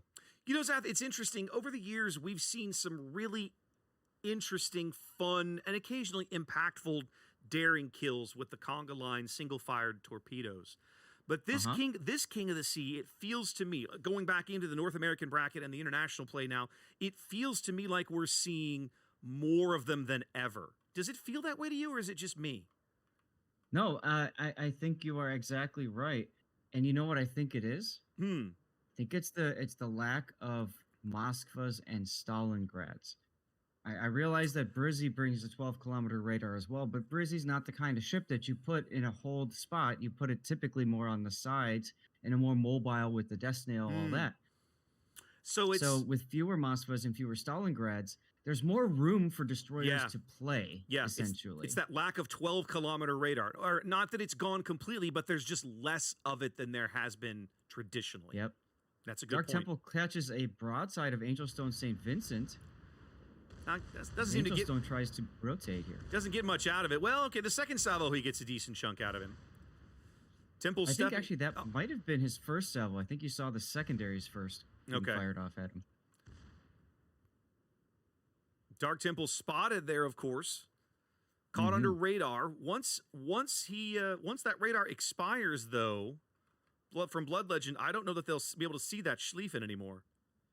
Yeah, but look at Valu and Faster Motions, Des Moines and Haragumo just firing away at Espadales' Des Moines and Classic Now. Yeah, this is a really this wrapping the A cap like this and kind of enveloping the north side for this northwestern corner is going to be really challenging. We saw this last game too, right?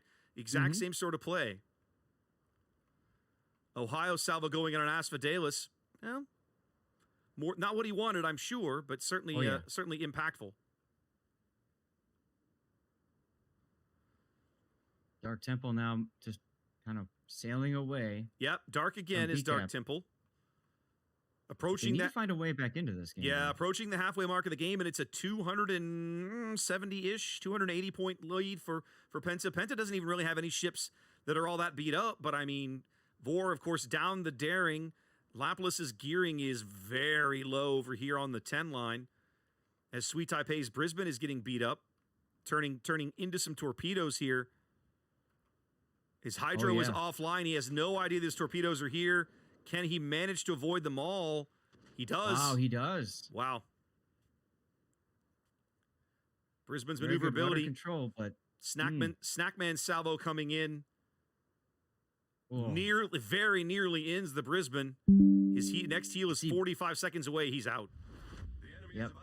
Meanwhile, you saw Dark Temple salvo coming in on Kitty Mod. I mean, both battleships are like, hey, cruiser. Yep. Vor Maybe has that was the Stalingrad shells. I don't know. Vor has pulled Best Naomi's Burgonia back to the other side of the map now to try to shore things up. As Classic Nouns Delny gets hammered. Yeah, Now- he's quite low.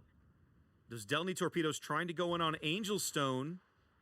Angel moving, trying to get bow into them. He's going to take probably a couple of these for his trouble, but it shouldn't put him out of the game. No. Now, Classic Noun has no more heals left in that Delny. Yep. So what you see is what you get.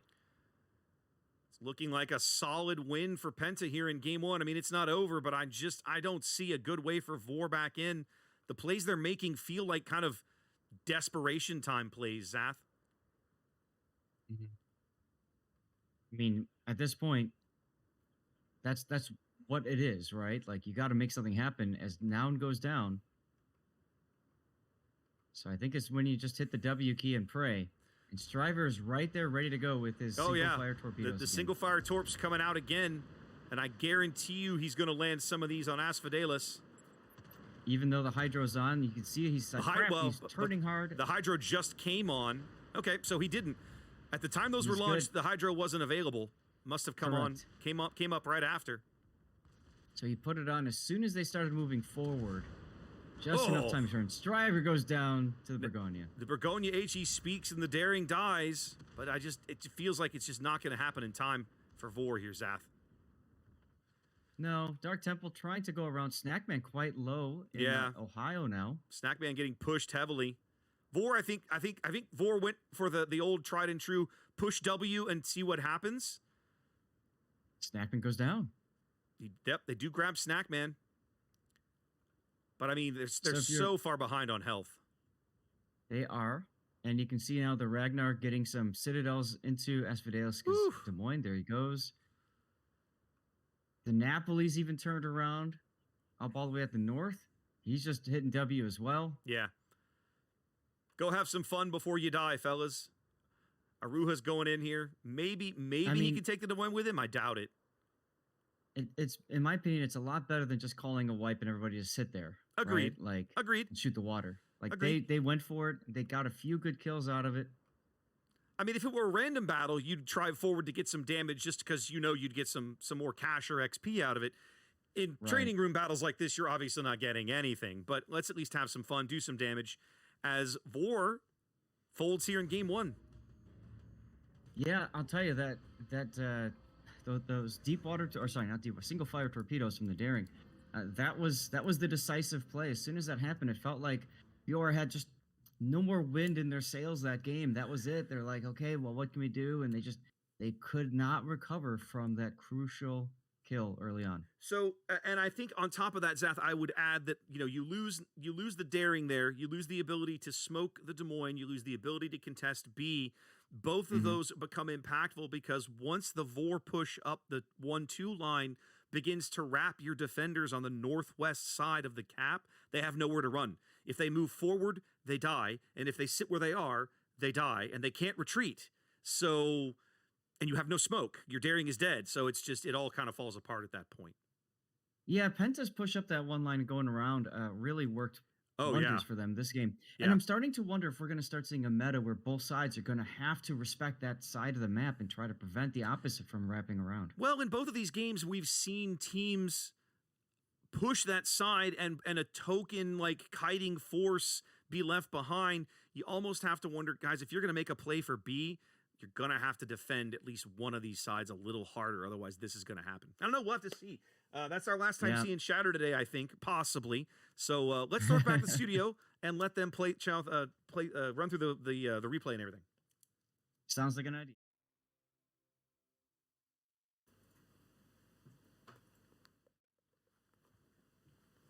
Well, that was aggressive. Welcome back, everybody.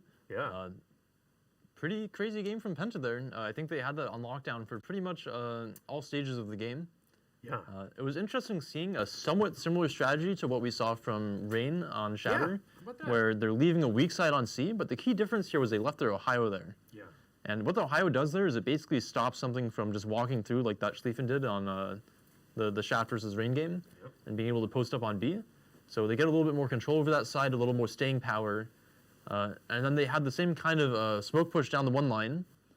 And we saw at the start of the game, the Vor Delny just get smashed trying to take that initial fight. Yeah, really got smashed. It's like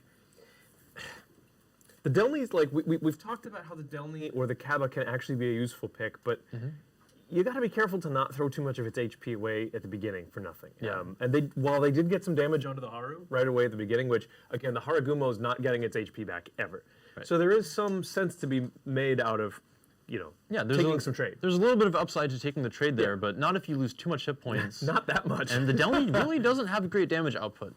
So the thing is, like, the Delny kind of unsupported there, running into the Haragumo, into the Des Moines, into everything else, a little rough. And Vor kind of got pushed back entirely from the A side of the map there. And that really opened up the middle. And we saw some interesting builds from Penta. Yep. Their daring was full torpedo build, essentially, only missing some of the captain skills. He had the unique upgrade in slot 5. And it mattered. Which, if you guys don't know what it does, it increases the torpedo damage. It increases or decreases rather, your torpedo reload. You get the torps out faster. Right. And it still gives you a 5% concealment buff. So what you have is a daring with, I think, about 6'3" concealed, maybe 6'2". That reloads torps faster than you expect, and they do nuclear damage. Yeah.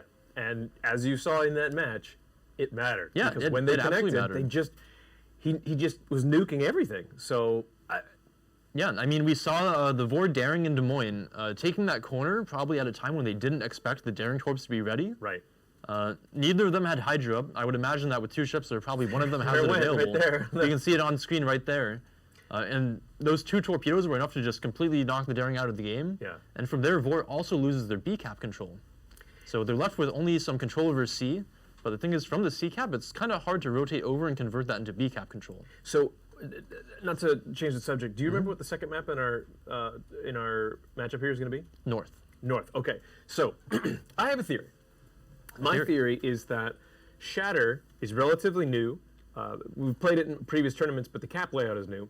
I think that Shatter specifically rewards teams that have gone to the trouble of planning out, like, to the letter, where their ships need to go, what their ships need to do, where the correct paths to go through are, and what are the most common things they're going to run into. The thing with Shatter is it revolves so much around the control of that middle cap. Yes. And there's really only certain angles that you can play to actually obtain that Yes. B cap control. And you have to practice to figure that out. Yeah. So the thing is, like we saw with Shaft, they managed to get their sleeve into that tricky spot and get the B cap control that way. Yep. In this case, Penta really focused on getting the west cap control, and the best channels to really control the B cap from are those west channels. Yeah. So if you can do something like park a daring there, get a kill, punish an over peak with the daring torpedoes, get a kill, convert that into the cap control, it's huge. And we've seen a lot of very heavy west play from these EU teams, basically trying to control that side of the map as much as possible, since it does give you the best lane into B. Penta just playing so clean as well, like just not missing an opportunity to do damage, not missing an opportunity to pick up kills with those daring torpedoes, not allowing Vor to push too far out on the east side. Yeah, I mean, we did see a very clean C-cap defense Yep. from Penta, where Vor had the C-cap. They saw what's happening on the west side of the map, so they decided we're going to try to push 10 line, maybe pick up a kill there. But the Alvaro de Bazan and the Brisbane combo actually working out quite well. Not bad, right? Managing to pick up the Vor Brisbane there. I guess it's just for the extra burst damage of the Alvaro. Yeah, you have to consider where they're putting it. It's on the weak side where it's going to be playing with a radar cruiser. Right. They're probably looking at it in terms of this destroyer is going to be taking short burst engagements. Yeah. So it's fast, which is important. It has quick torp reload, which is kind of important for torping smokes. Yeah. And it has the burst fire, which means that in these short, like 20-second trades or so, it can have the alpha damage advantage and come out on top. Well, I think we have a replay, so why don't we go ahead and take a look at it? I know it's going to be there's not going to be a whole lot to say about it, just because Penta did kind of come in a pretty domineering way. Yeah, it's just definitely worth taking a look here at how exactly they managed to have this game so firmly under their control. So again, we can see that 3-cap slide on C-cap. They'll play for it, but they're not really invested too hard in here. And then, of course, we have the unique upgrade Daring backed up by the Des Moines. Again, these 2 channels, which I will highlight here very briefly, are probably the most important channels for controlling B from. This is like basically going to give you the best shots. Trying to cap from over here on this side of the map is very exposed and open. So anything there is going to get shot and probably farmed out. So you have to look for the angles here. This is why teams play so heavily west. And maybe we're a little bit more inexperienced here. The Delny not able to convert the A cap here, and we'll be able to see this HP trade coming up briefly here. And the Ragnar Hargo Des Moines combo just able to put so much damage out. Yep. And again, he's going to heal some of that back over time, but again, that pretty much puts him out of action for the next few minutes while Penta just steamrolls forward up the 1 and 2 line. And that's like really important. The fact that we were saying you don't really need to trade that HP early, because if you do, it's going to limit your options when it comes to how and when you can take engagements. For example, he is completely out of the fight while Pentel just barrels up the 1 and 2 line here. It means that Vor is essentially down a ship on the west side here. What Penta's going to try to do is kind of push up this line of control so that they can pressure this Des Moines position on B. And they kind of don't know where the Delny is right now since he did rotate away. Yep. What we were looking at in this position was the possibility that the Delny might try to rush the St. Vincent. Yeah. Even though the Delny would die for that if he gets it successfully, it's kind of a game-changing play with trading a battleship out, especially one as powerful as a Vincent. But it doesn't end up being successful. Penta pops vision control, finds out he's there. You can see the radar come up there, and the Vincent is never really in danger here. I love the Vincent just throwing off the torpedoes, like, I'm going to get you. Yeah, just those nuclear torps, one connects, you're down 20,000 hit points. That's the way it goes. Amazing. And you can see Penta does manage to get this angle of control here, so... So now they can start pressuring that Des Moines, basically saying, all right, you're there, but you can't stay there. You either got to move into the jaws of our St. Vin and our Des Moines, or you stay there and you get shot in the rear end by the Haru and DM. So this map, we're kind of actually seeing more of a classical, like, diagonal line of control here, where both teams are kind of playing their side of the map a little bit, their strong side, their weak side. You can see that Vor tries to make this push with the Gearing Brisbane, and it just really does not work out. I don't quite know what happened there. I don't know how that gearing, did he take a torpedo? Do we remember? We can back up using our handy replay feature. Incredible. Oh, wow, look at that. Yeah, so he's at full HP here, and he just gets raided by the Brisbane. It's Brisbane and Avaro. Brisbane damage, the gearing is pushing bow in here, so it's not too hard to hit him, and of course Avaro has the burst. Yeah. So that's a lot of damage in a short amount of time. Leave it to PTA to bring a new ship that's not usually seen and make it Look, work. I try to tell the people I play clan battles with all the time, we should play an Alvaro. And they always make fun of me.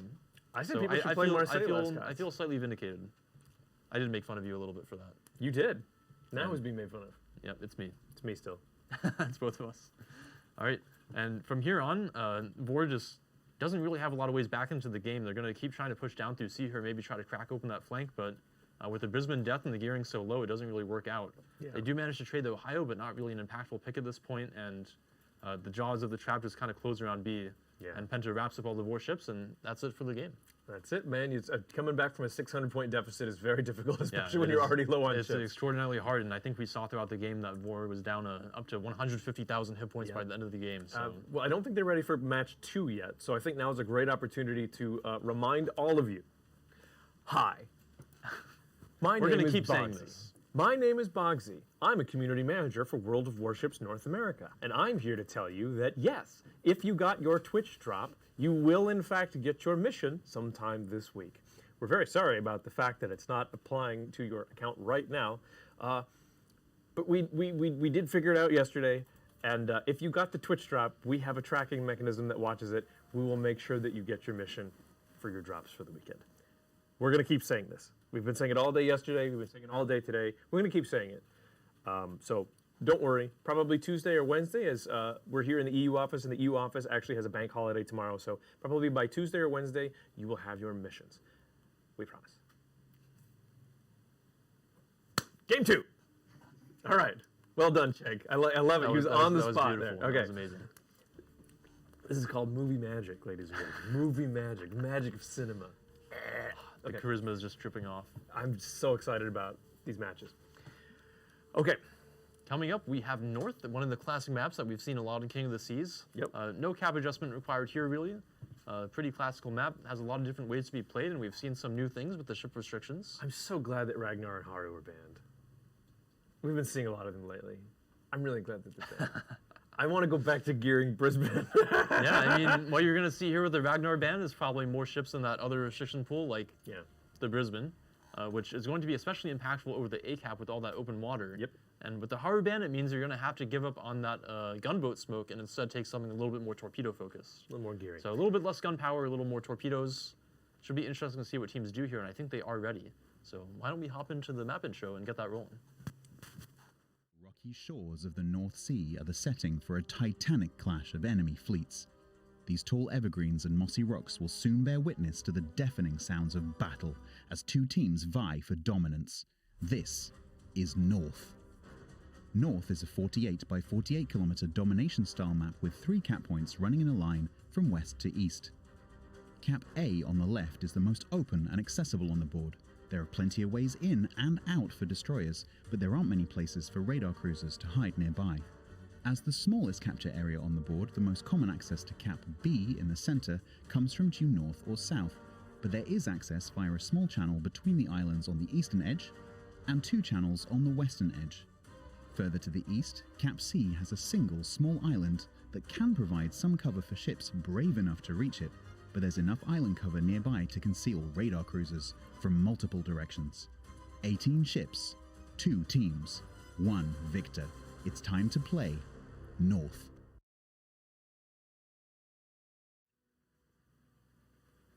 Can I get a womp womp?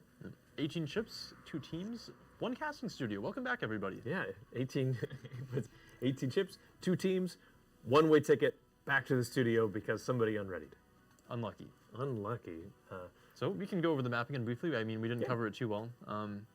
Just kind of moving along. We are going to see a game on North. We have seen a few games on this map so far. Normally, you'll see a lot of open water play with those smoke cruisers on ACAP. Brisbane not banned for this game, which means... Well, it means you're going to see Gearings. You're going to see Gearings smoking up Brisbane's. I also suspect we're going to see a smattering of Daring and Des Moines lurking and prowling around the B cap and the C cap. You know, I'm hoping we're going to see that unique upgrade Daring again from Penta. I like it. I love the pick. And honestly, Penta has been taking some picks this tournament that a lot of people don't expect, and then Penta takes them and you're like, oh, huh, maybe I missed something about this. I mean, the reality is that, like, here we go. Here's the metaphor that I'm like. Penta is like Prada. It's like the fashion brand Prada. They make weird stuff, but you watch it and you go, they seem pretty confident and it's selling well. I think I'm gonna wear that too. And then once you know, and then a couple of days go by and suddenly everybody's wearing Penta. That's just how it works. No product placement. Penta's not really Prada, you guys. It was I think our producer is giving us a question mark to this kind of explanation here. I like The Devil Wears Prada, okay? Anne Hathaway is a great actress, and Adrienne Grenier was criminally underutilized in it. Look, it was an interesting comparison. But yeah, I mean, I think my favorite pick so far has been the Hindenburg from Penta. Actually, we didn't cast the game, but they did bring a Hindenburg in an earlier game. So I wonder if at some point we'll see a Hindenburg again, maybe on North. I'm not contributing. I want my story acknowledged. I'm not going to acknowledge it. I'm kidding. I'm really excited about the Hindenburg too. We heard about this before. Hindenburg is not a normal pick, but Penta is not a normal clan. Alvaro's not a normal pick. Unique Upgrade Daring's not a normal pick. It's exciting to see what they can do with these picks. Why don't we get back into the game? Restart. Or not. We're okay.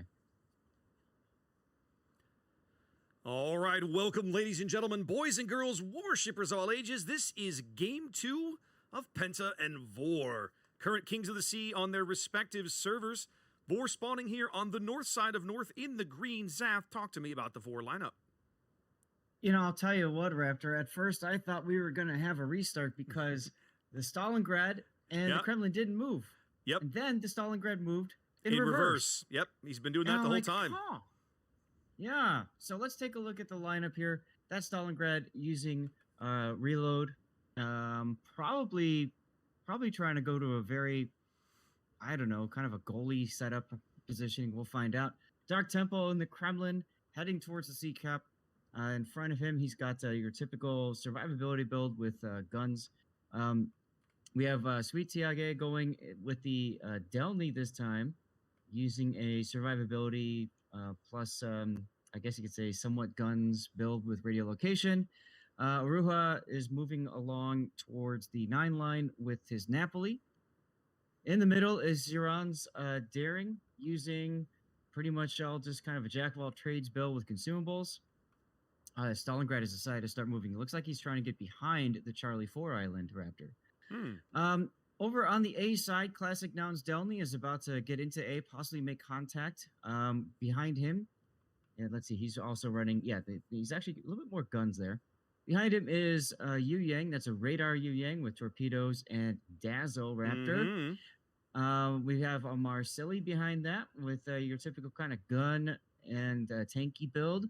Next to him is Best Naomi's Burgon in as well a gun tank build with Swift in Silence. Raptor, what does Penta have to offer in this game? Penta on the south spawn here on north in the red, fielding Vilex's gearing here. It's just south of A. Smoking up with a fairly heavy torpedo reload build, running unique upgrade in slot 5, torpedo reload in slot 6, plus the torpedo reload skill on the captain.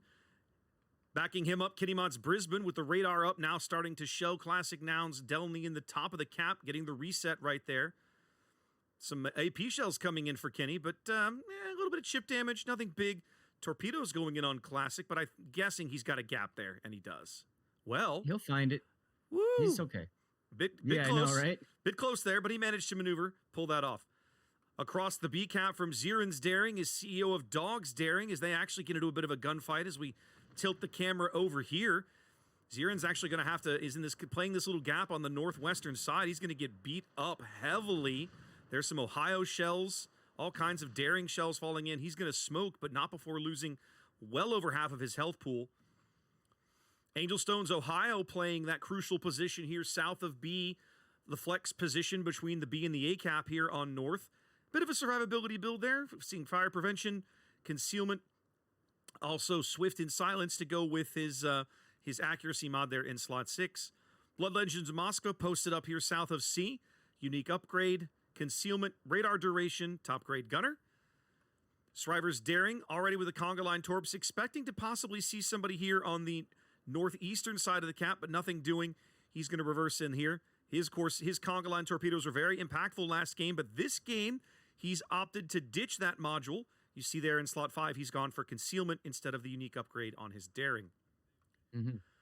Over here on the 910 line, Silverblade's Kremlin, unique upgrade, giving him a reload boost at the expense of range, and flanked on the right by Faster Motion's Marseille, who has been going very fast to get here indeed. 4 minutes in, already on the 10 line. And Bots All Day's Kleber in front of him with a fairly standard gun build. You see there some Fearless Brawler and some gun reload in slot 6. Yeah, I noticed that that while I was talking through the Vor line, that Kleber was just making hard for the 10 line. I expected him to go into C. He did not. He's waiting for his friend. What are we woohooing about? Well, look at A. Like Vor is coming at A, Zaf. I mean, they are pushing Vile. They've got Vile lit on the surface now. Laplus's Yang. Yeah, Kenny's getting just punished by the Burgonia, by the Stalingrad. I don't think they can keep him in the game much longer. The question is, can they take the Yu Yang out before he goes? If they can get the Destroyer off the board, that's perhaps not as terrible a trade from Penta's perspective. That's going to happen. Yep. There goes the Yu Yang. So now... And here comes the next Stalingrad Salvo. Yep. So now, can they keep Vile in the game? Is he lit on the surface? He's not. He could go dark. Vile has that option right now. He's in a gunfight with Classic Nouns Delney. Of course, the Delney's probably running him down. Yeah, this could be decisive. Guns and torpedoes broken for Villo's gearing. Penta hasn't been Rear idle. turret is down. Penta hasn't been idle, of course. Whole bunch of torpedoes coming in on Asphodelis' Stalingrad. Looks like he's going to take a couple there. CEO of Dog is going to grab Daring. His Daring is going to grab B as Blood Legends Moskva moving up the channel just to his east. So Penta in firm control of the middle of the board and the C cap. Vile does sneak away, barely, for the moment. Well, for the moment, yeah. But Classic actually could be taking this opportunity to start shooting Angel Stones Ohio. He's not. I'm surprised at that. Instead, just choosing to just chase down Vilu's gearing. And Vilu just stops here. I like this, actually. Vile just stops here. I think maybe trying to get his torpedoes into the water. His torpedo modules are not destroyed. They're about to proxy each other. There it is. Vile's going to get his torpedoes off. But Classic hits the brakes. Classic hits the brakes and takes one on the bow. Oh. No. None Great of them. execution there. Great execution. Well played by Vile, trying to trade his ship there for Classic now, not quite able to do so. So Vor out to an early lead there on the strength of those 2 quick kills. That's going to give them the ability to wrap around if they choose. Blood Legend putting himself in a potentially precarious position in that Moskva. Maybe. It's going to depend on how Dark Temple's Kremlin decides to position. He Right. was heading west up here along the north of the B cap. Now he's turning into the cap. Yep. CO Dog, look at these torpedoes coming for Dark Temple. Oh, yeah.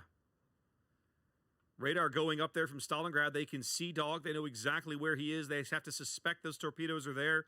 Sweet Taipei's Delny in trouble here up along the B line, getting punished by Shriver and the Kleber. Even some Marseille shells coming in.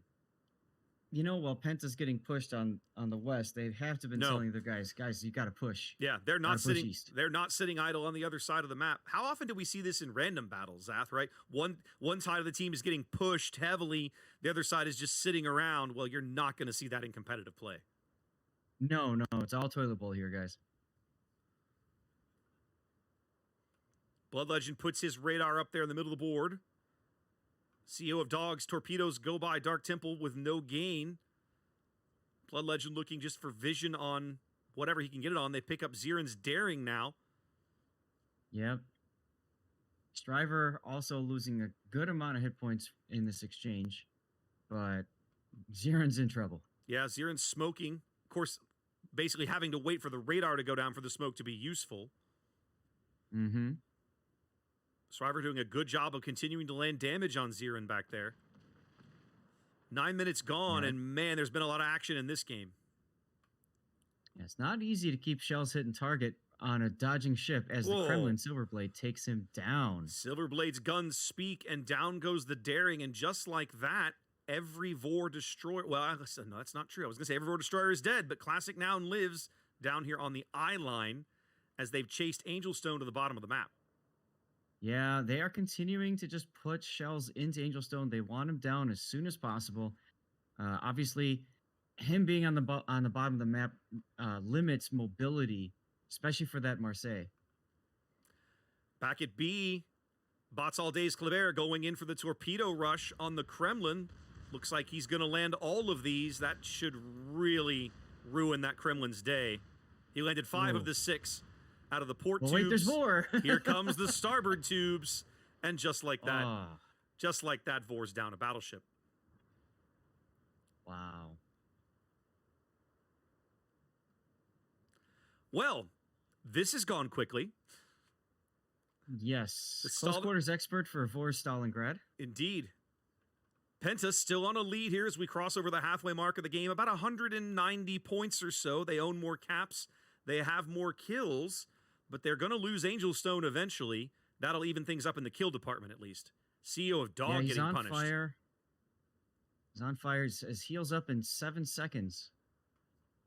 It feels like they get it off. It feels like they've let the pressure off of Angel Stone a little too early, Zath. Agreed. He got the heal off. He got the heal off, and so now the Marseille salvo has to do the job, and it does. So that cuts it back to about 100-point leading for Penta and growing at a steady rate on the back of their cap advantage. Oh, look on the 9-10 line. Oh, this drama isn't over. This drama isn't over. Aruha going in for what could be a torpedo rush on the Marseille that has no torpedoes of his own. You have to do this very carefully here because you absolutely cannot afford to lose a ship. Actually, no torpedo rush as both of the Napoli's torpedoes are destroyed. Raptor. Really? Yes, he has to do a drive-by here. Well, or a ram, and a ram is definitely not in favor. No, the Marseille's, I think Faster's going to they're going for the ram. Yeah, Aruha's, no? No, they're going for the drive-by, but Aruha's not ready for it. Aruha's not ready for it. Neither ship ready for that drive-by. I'm confused. Yeah, it feels like a missed opportunity there. Stalingrad goes down. They burn down the Vor Stalingrad as Aruha's Napoli goes down. The only rush on Kremlin. Classic Noun trying to do the exact same thing that happened to him earlier. Blood Legend goes down. This is just a bloodbath. Silverblade knows this is coming. He's going to have his stern turret available as he turns to get his forward guns into arc. Oh, this is going to hurt. Classic trying to protect those torpedo tubes as long as possible. Doesn't want to get them disabled while he makes this run. There we go. Turns out. Getting on the other side now putting the fish into the water. Great job holding those torps. Great job holding those torps. Brilliant job holding the torpedoes. He's going to land nine of the 10. There it goes. But a few extra shells will clean that up. And now finding himself in a gunfight with CEO of Dogs Daring. Yeah, CEO has no more heals left. Classic Noun has one available in a minute. So, Zath, I'm not even sure who I favor. It's 3v3 now. They're going to lose Classic, I think. I don't think he can save it. Nope. Yep. So now it's 3v2. But Vor's going to be able to pick up B. I don't believe Penta can stop it now. And you're looking at a Burgonia and a Marseille versus two destroyers and a Marseille of their own. Penta has more maneuverability and more pieces on the board, but Vor has a lot more HP. They got more HP. They're also going to have that second cap here in a moment. They're going to have the B cap. I got to play it very carefully because both Darings can easily rush the Burgon. Yes. Let's take a quick look at their modules here. The Darings. Okay, CO Dogs modules are fine. His rear torpedoes are quite low at 547 hit points. Strivers, pretty much fine with his torps and guns. I was going to say, if there was a launcher that had been knocked out, that could be a decisive impact, but in this case, no. So, and Penta cannot just run away, right? The Marseille is going to go step on C. He's headed there right now. And then Penta's not going to have any cap control at all. So they have to get in. They have to engage these guys somehow. Well, here's the thing. Look at Naomi. He's coming out in front of all of these ships. And I don't like this decision. Well, he's also slowing down. Caps. He's slowing down. Well, sure. But what I'm saying is, it's going to allow for these two Darings to set up for the torpedoes. Look, now he's speeding up thinking, okay, cool, I can make a turn. He's going to turn into two torpedoes, and then you've got CEO of Dog that's got all of his torpedo racks ready to go. Why go and advance against three enemy ships? Why take a 3v1 here when you could instead just turn southward and force them to come to you? Yeah, that's what he's kind of. This feels like a forced error. You know, he's going to lose his ship eventually in a 3v1. He can't sustain that. The only possible chance that he's 30 seconds from his next heal. They can see Shriver now. Shriver was playing behind the smoke, and now the Marseille salvo comes in. Marseille detected him. Yep, Marseille picked him up. So if they can focus out the Burgonia, and they will eventually. Is he gonna even live to get to his next heal? Before his next heal? No, he's not gonna live. Well, no, he's gonna live to his next heal. Zath, watch it. Well, they stop shooting him. They can't. Well, yeah, they don't. They have no angle. 2-1, and right there, heel comes up. Marseille manages to sneak it right in there at the end. Yeah, that was definitely a mistake. All he had to do was slow down, maybe get some cover, and force those guys to come play to him, because the Marseille did not have the board position to be impactful to a cap. It was going to be on the Darings, and if you sit in the caps, the Darings have got to come to you. That's exactly challenging with your health pools and as hard as that French HE hits. Exactly. So he should have gone into a kiting away. He should have been pointing his bow towards the Golf 5 grid square. Guns pointed to the right or left, who cares? You wait for them to come to you. You start moving a little bit here. You play, WASD, Jukey Juke games, whatnot. And you force them to play your game. And he just went straight into theirs. Yep. So, okay. Kind of fed his ship to the enemy team there. Feels bad. Really does. They catch eyes on YBB now, trying for the reset. They're going to get it because he ends up beaching himself in this turn. But CEO of Dog opens up trying to get the reset. Oh, the Marseille secondaries chip in a little bit of damage, as well as the main battery. Dog can't get lit again. Dog can't. Meanwhile, you can see Striver heading to the B cap. That's the insurance policy for them to make sure that they, even if they can't kill YBB's Marsilli, they can at least continue taking points up. Got to make sure they can at least. I mean, they've got a lead. It's a 130-point lead, but it's shrinking right now. They haven't been taking up points for quite some time. Survivor's got to go get on top of that. Right. So now, even though YBB is going to grab the C cap, which I'm sure was the objective, they said go get C. It doesn't matter because Penta is going to continue getting their points tick. The only way that Penta will lose this game right now is if COO Dog chooses to charge YBB's Marsilli. Why would he do that? I mean, 2.5 minutes on the 2.5 minutes on the game timer. YBB knows he's spotted, so he could take a couple of guess shots here. Honestly, that's the best thing he could do in this situation, and probably the only thing he can do, because CO of Dog is not going to let himself get detected. No, I was really shocked. It felt like he made a mistake earlier letting that happen, and it almost cost him, and I think he learned a lesson. Yes. CO of Dog's like, wait a minute. I almost died there. Yeah, that shouldn't have happened. Let me not do that again. Of course, Right. YBB's Hydro's ticking. He won't blunder into those torpedoes.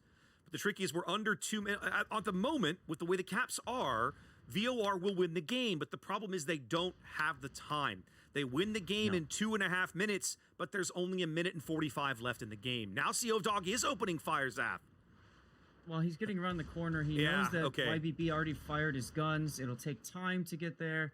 So, and I saw this earlier. Oh, nice hit there. Can they do it again?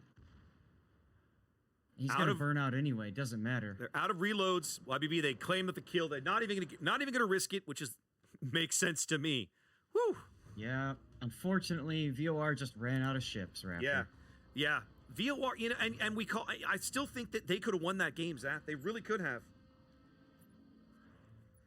If the Bergonia doesn't continue north out of the B cap, I'm convinced that VOR has the pieces and the board position to win that game. Yeah, I don't understand the decision of that Bergon just to go best name. I mean, that hurts, but they put up a good fight. They really had a couple of opportunities to win this game. Well, we'll go back for a little analysis, and I think we have some tiebreak games coming.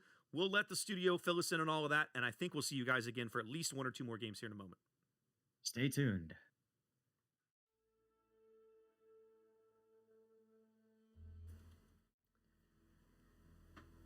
All right.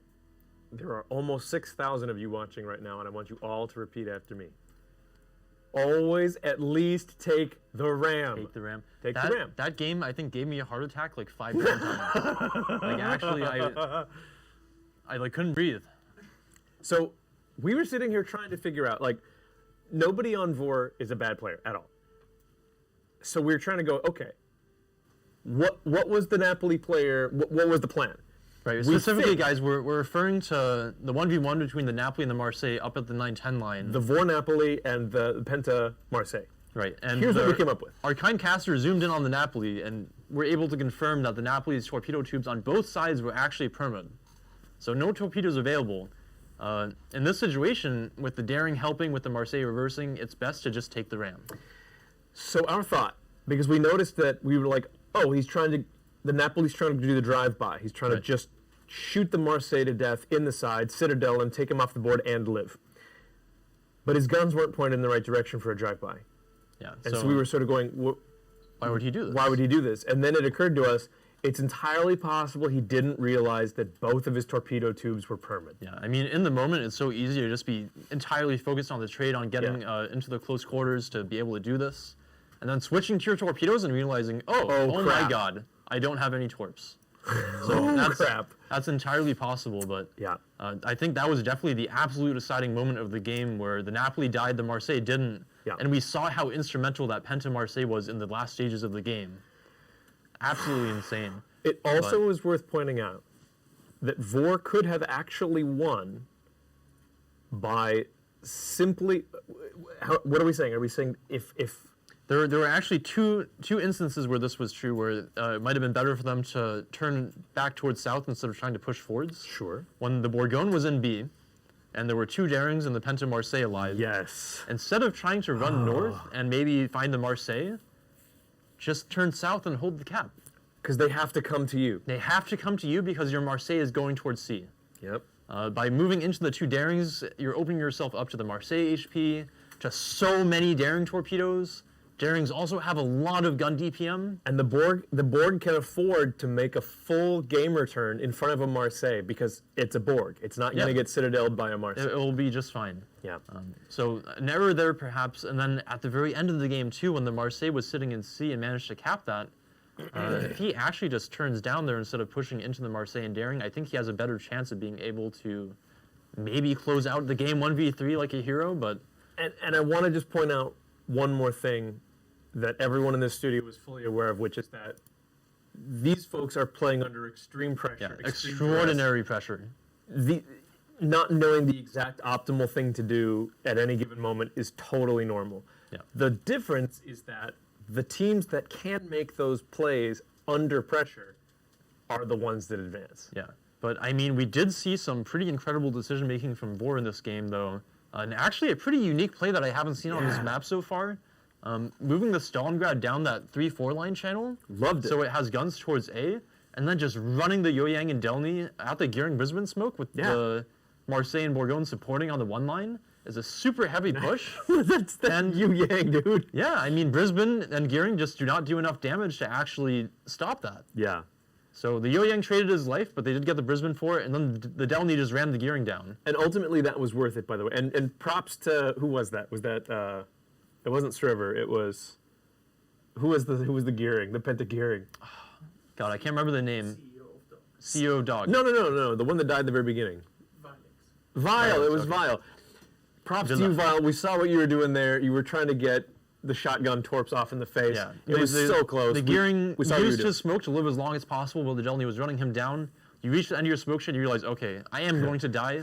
So the best play here is just to sit at the end of the smoke and try to get the torpedo when the Delny proxy spots you. Just grab the Delny and Close. torpedo with a torpedo hug and take him with you. Yeah. Close but not quite. So Vor ends up trading 1 destroyer for the Brisbane and the Gearing. Very and close. then also is able to slowly work the Ohio down. So almost 3 ships for 1 there, which gave them a lot of time and space to kind of work on the rest of the map. But like we've already covered, kind of those hard split-second decisions at the end of the game. We did, and we're going to go over them again in better detail because we do have the render available now. So we can actually show just how aggressive and how successful Vor's west side push was, but we can also show why Penta is one of, if not the best. Penta keeps their cool, stays in the game. They have a strategy. They're good at adapting on the fly. We can see the Delny on C-Cap here is not successful, takes a lot of hit points. The Daring on Vor's side here, capping B, takes a very aggressive line here, almost going into the channel and gets punished for it very hard. So a lot of early HP loss there. And then it's probably around this time that Vor realizes, okay, we saw what happened last game when we tried to play it slow and methodical a little bit. Yep. We see right now that there's a smoke and it only has the Gearing and the Brisbane. So what we can do here, we have 4 ships. We have a Marseille and the Bourgogne on the 1 line, which are super fast, a lot of very fast damage. We're just going to push it. So they're just going to walk down here. The Yoyang is an absolute hero and just charges through the smoke. Very, very, very brave. Trades his life out, but they manage to pick up the Brisbane for it, and the Gearing will die shortly after. Smokes himself up. Yep. He stays alive. Tries to get the torps on the Delny. Again, we can kind of see the staying power of the Ohio here. Just takes so long to die on the border here with those fast recharge heals. There was one more instance that we didn't mention, which was just a second ago. We saw the Delny in the north die. I cannot figure out why. Well, He got like ran down by a Daring. His initial deployment is out towards the 10 line here, contesting the clever Marseille. Tries to run out here, maybe takes a little bit too aggressive a line, gets spotted by the Daring. I guess so. And the Clever is there to provide fire support, so he just gets basically gunned down. Wow. That is a key loss for Vor. That's another 100-point swing, and it's a ship that could have made the difference at the end there for that Napoli trade with the Marseille. I feel like often some of these teams, when they bring Delnys, they just they're a little too liberal with their Delnys. They're not. It does have a lot of hit points. It does have the heal. It can take a little bit of punishment, but it's not that tanky. It's still a destroyer. You It's have not to as be tanky careful as a with it. Clever or a Marceau. No. So Penta reacts very well to the push on the A side here by just Indeed. kind of cleaning up the north, realizing that there are kills to be had there, picking up the Daring, picking up the Delny, and then this Marseille manages to save his life by permeating the Napoli torpedo tubes, and then not getting rammed, and that will be so important. That would have probably been the difference. Delny makes a great YOLO play on the Kremlin here, takes out the Kremlin, does die for it, but now it's Borg Marseille. And here, the Borg could have just turned around, didn't need to walk into these smokes and these HE. Let's rewind this a little bit. So at this point, it's still recoverable for Vor here, where the Delny gets the rush on the Kremlin. This is a fine trade. Trading out the Delny for the Kremlin is probably the best possible thing they could have done at this point. And you can see he does get kills for the Daring. They get a little bit of HP off of it here. But Vor has 2 caps here. They have a Marseille that's very healthy. And the Darings are strong ships, but they're not great at open water fighting. So they're big. They get smashed. Vor actually has a large HP advantage here. They have a pretty healthy Bourgogne. They have a pretty healthy Marseille. And PTA really only has the 1 Marseille to work with. So at this point, instead of going forward, if the Bourgogne just maybe tries to defend B, just turn around. Make them come to you. Just plays this angle, tries to make sure that the Darings can't step onto it too easily, lets his Marseille come over to the cap here, and then if this Marseille wants to try to stop the Vor Marseille from capping, he has to shoot him. Yeah. And the Bourgogne and the Marseille would both have great angles to actually fight that. I mean, it's tough when there are 2 Darings out there that both can smoke. They can both just sit there and freeform. Both these Darings are basically never going to be lit unless they want to. Right. So that's a very scary unknown to work with. The potential torps, the spotting, you don't know where they're going. But I think pushing into them here is just really not how it's going to work out. And he pays the price for it. He almost gets his heal off, but the Marseille shot finishes him off. Yep. And at this point, it is still winnable. It's still winnable. It's still winnable at this point. You guys got to understand this. There, he's dark. He takes C. It's winnable. The problem is just like he doesn't know which way to go now. He doesn't go. He goes, well, do I go south and risk the Daring stepping on the C cap, or do I go north to push the Daring away from the C cap, but possibly eat a torp, possibly get farmed down, and it's again, it's one of those split second. The situation here, guys, is the Marseilles are about equal HP, so really that trade could go either way. But there are 2 Darings around that can provide a lot of gunpowder, maybe some scary torpedoes. But Vor does win on the 2 cap here, and it will take that Daring some time to get over to A. So the Marseille has a tough decision to make here. Does he try to push up? Does he try to catch the Marseille and win that trade? Or maybe does he reposition over to here and maybe try to fight the cap from this angle, maybe step onto that and try to play the double cap win on points? It's hard to say, but I mean, pushing into a Daring that still has, the ability to torp you, plus the Marseille, which is basically just the same amount of HP, it's essentially a guaranteed loss. And then you'll see here that with the Daring gun support, it's really not really a contest. It's just, it's nothing and you can do. He goes down, but this was a very exciting match. I was really glad to see Vor kind of change it up and come into this with such an aggressive push. That really worked out for them. They traded 3 ships for 1 there. Yep. But just a little bit of weakness on their weak side and not being able to keep their Napoli alive, not being able to keep the Delny alive, and also not being able to keep their Daring alive. I think going back to the start of the game here,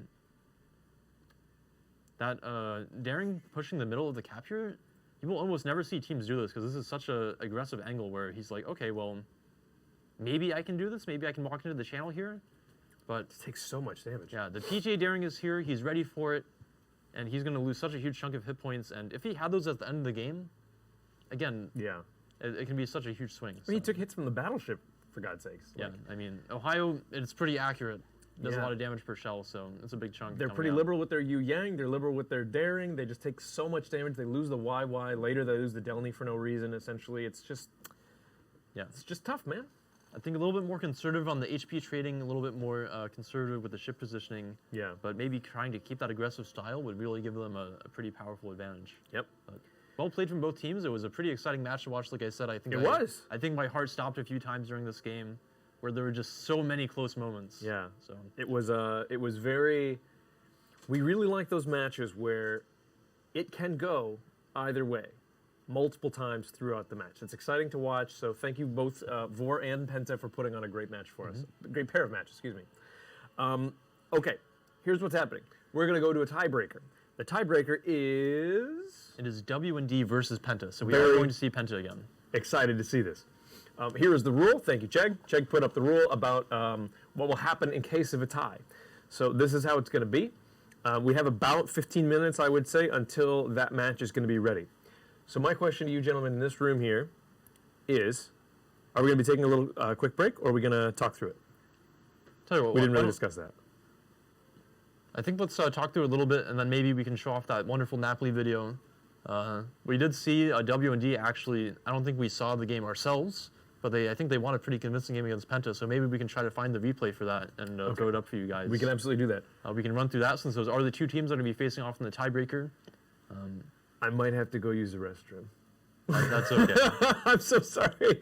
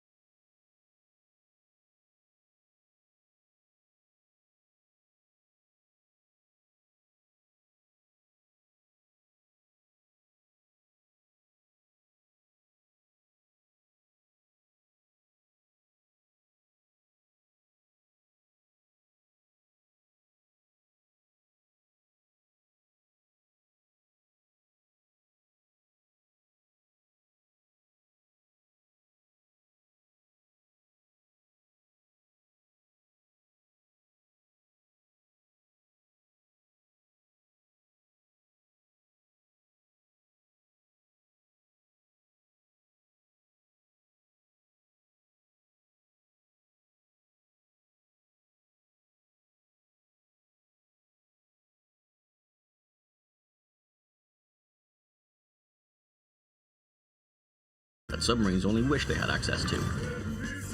The secondary armament uses a special kind of ammunition made from the finest stiff and spaghetti from the Lazio region of Italy, making her the only ship of the tier with spaghetti armor-piercing secondary ammunition.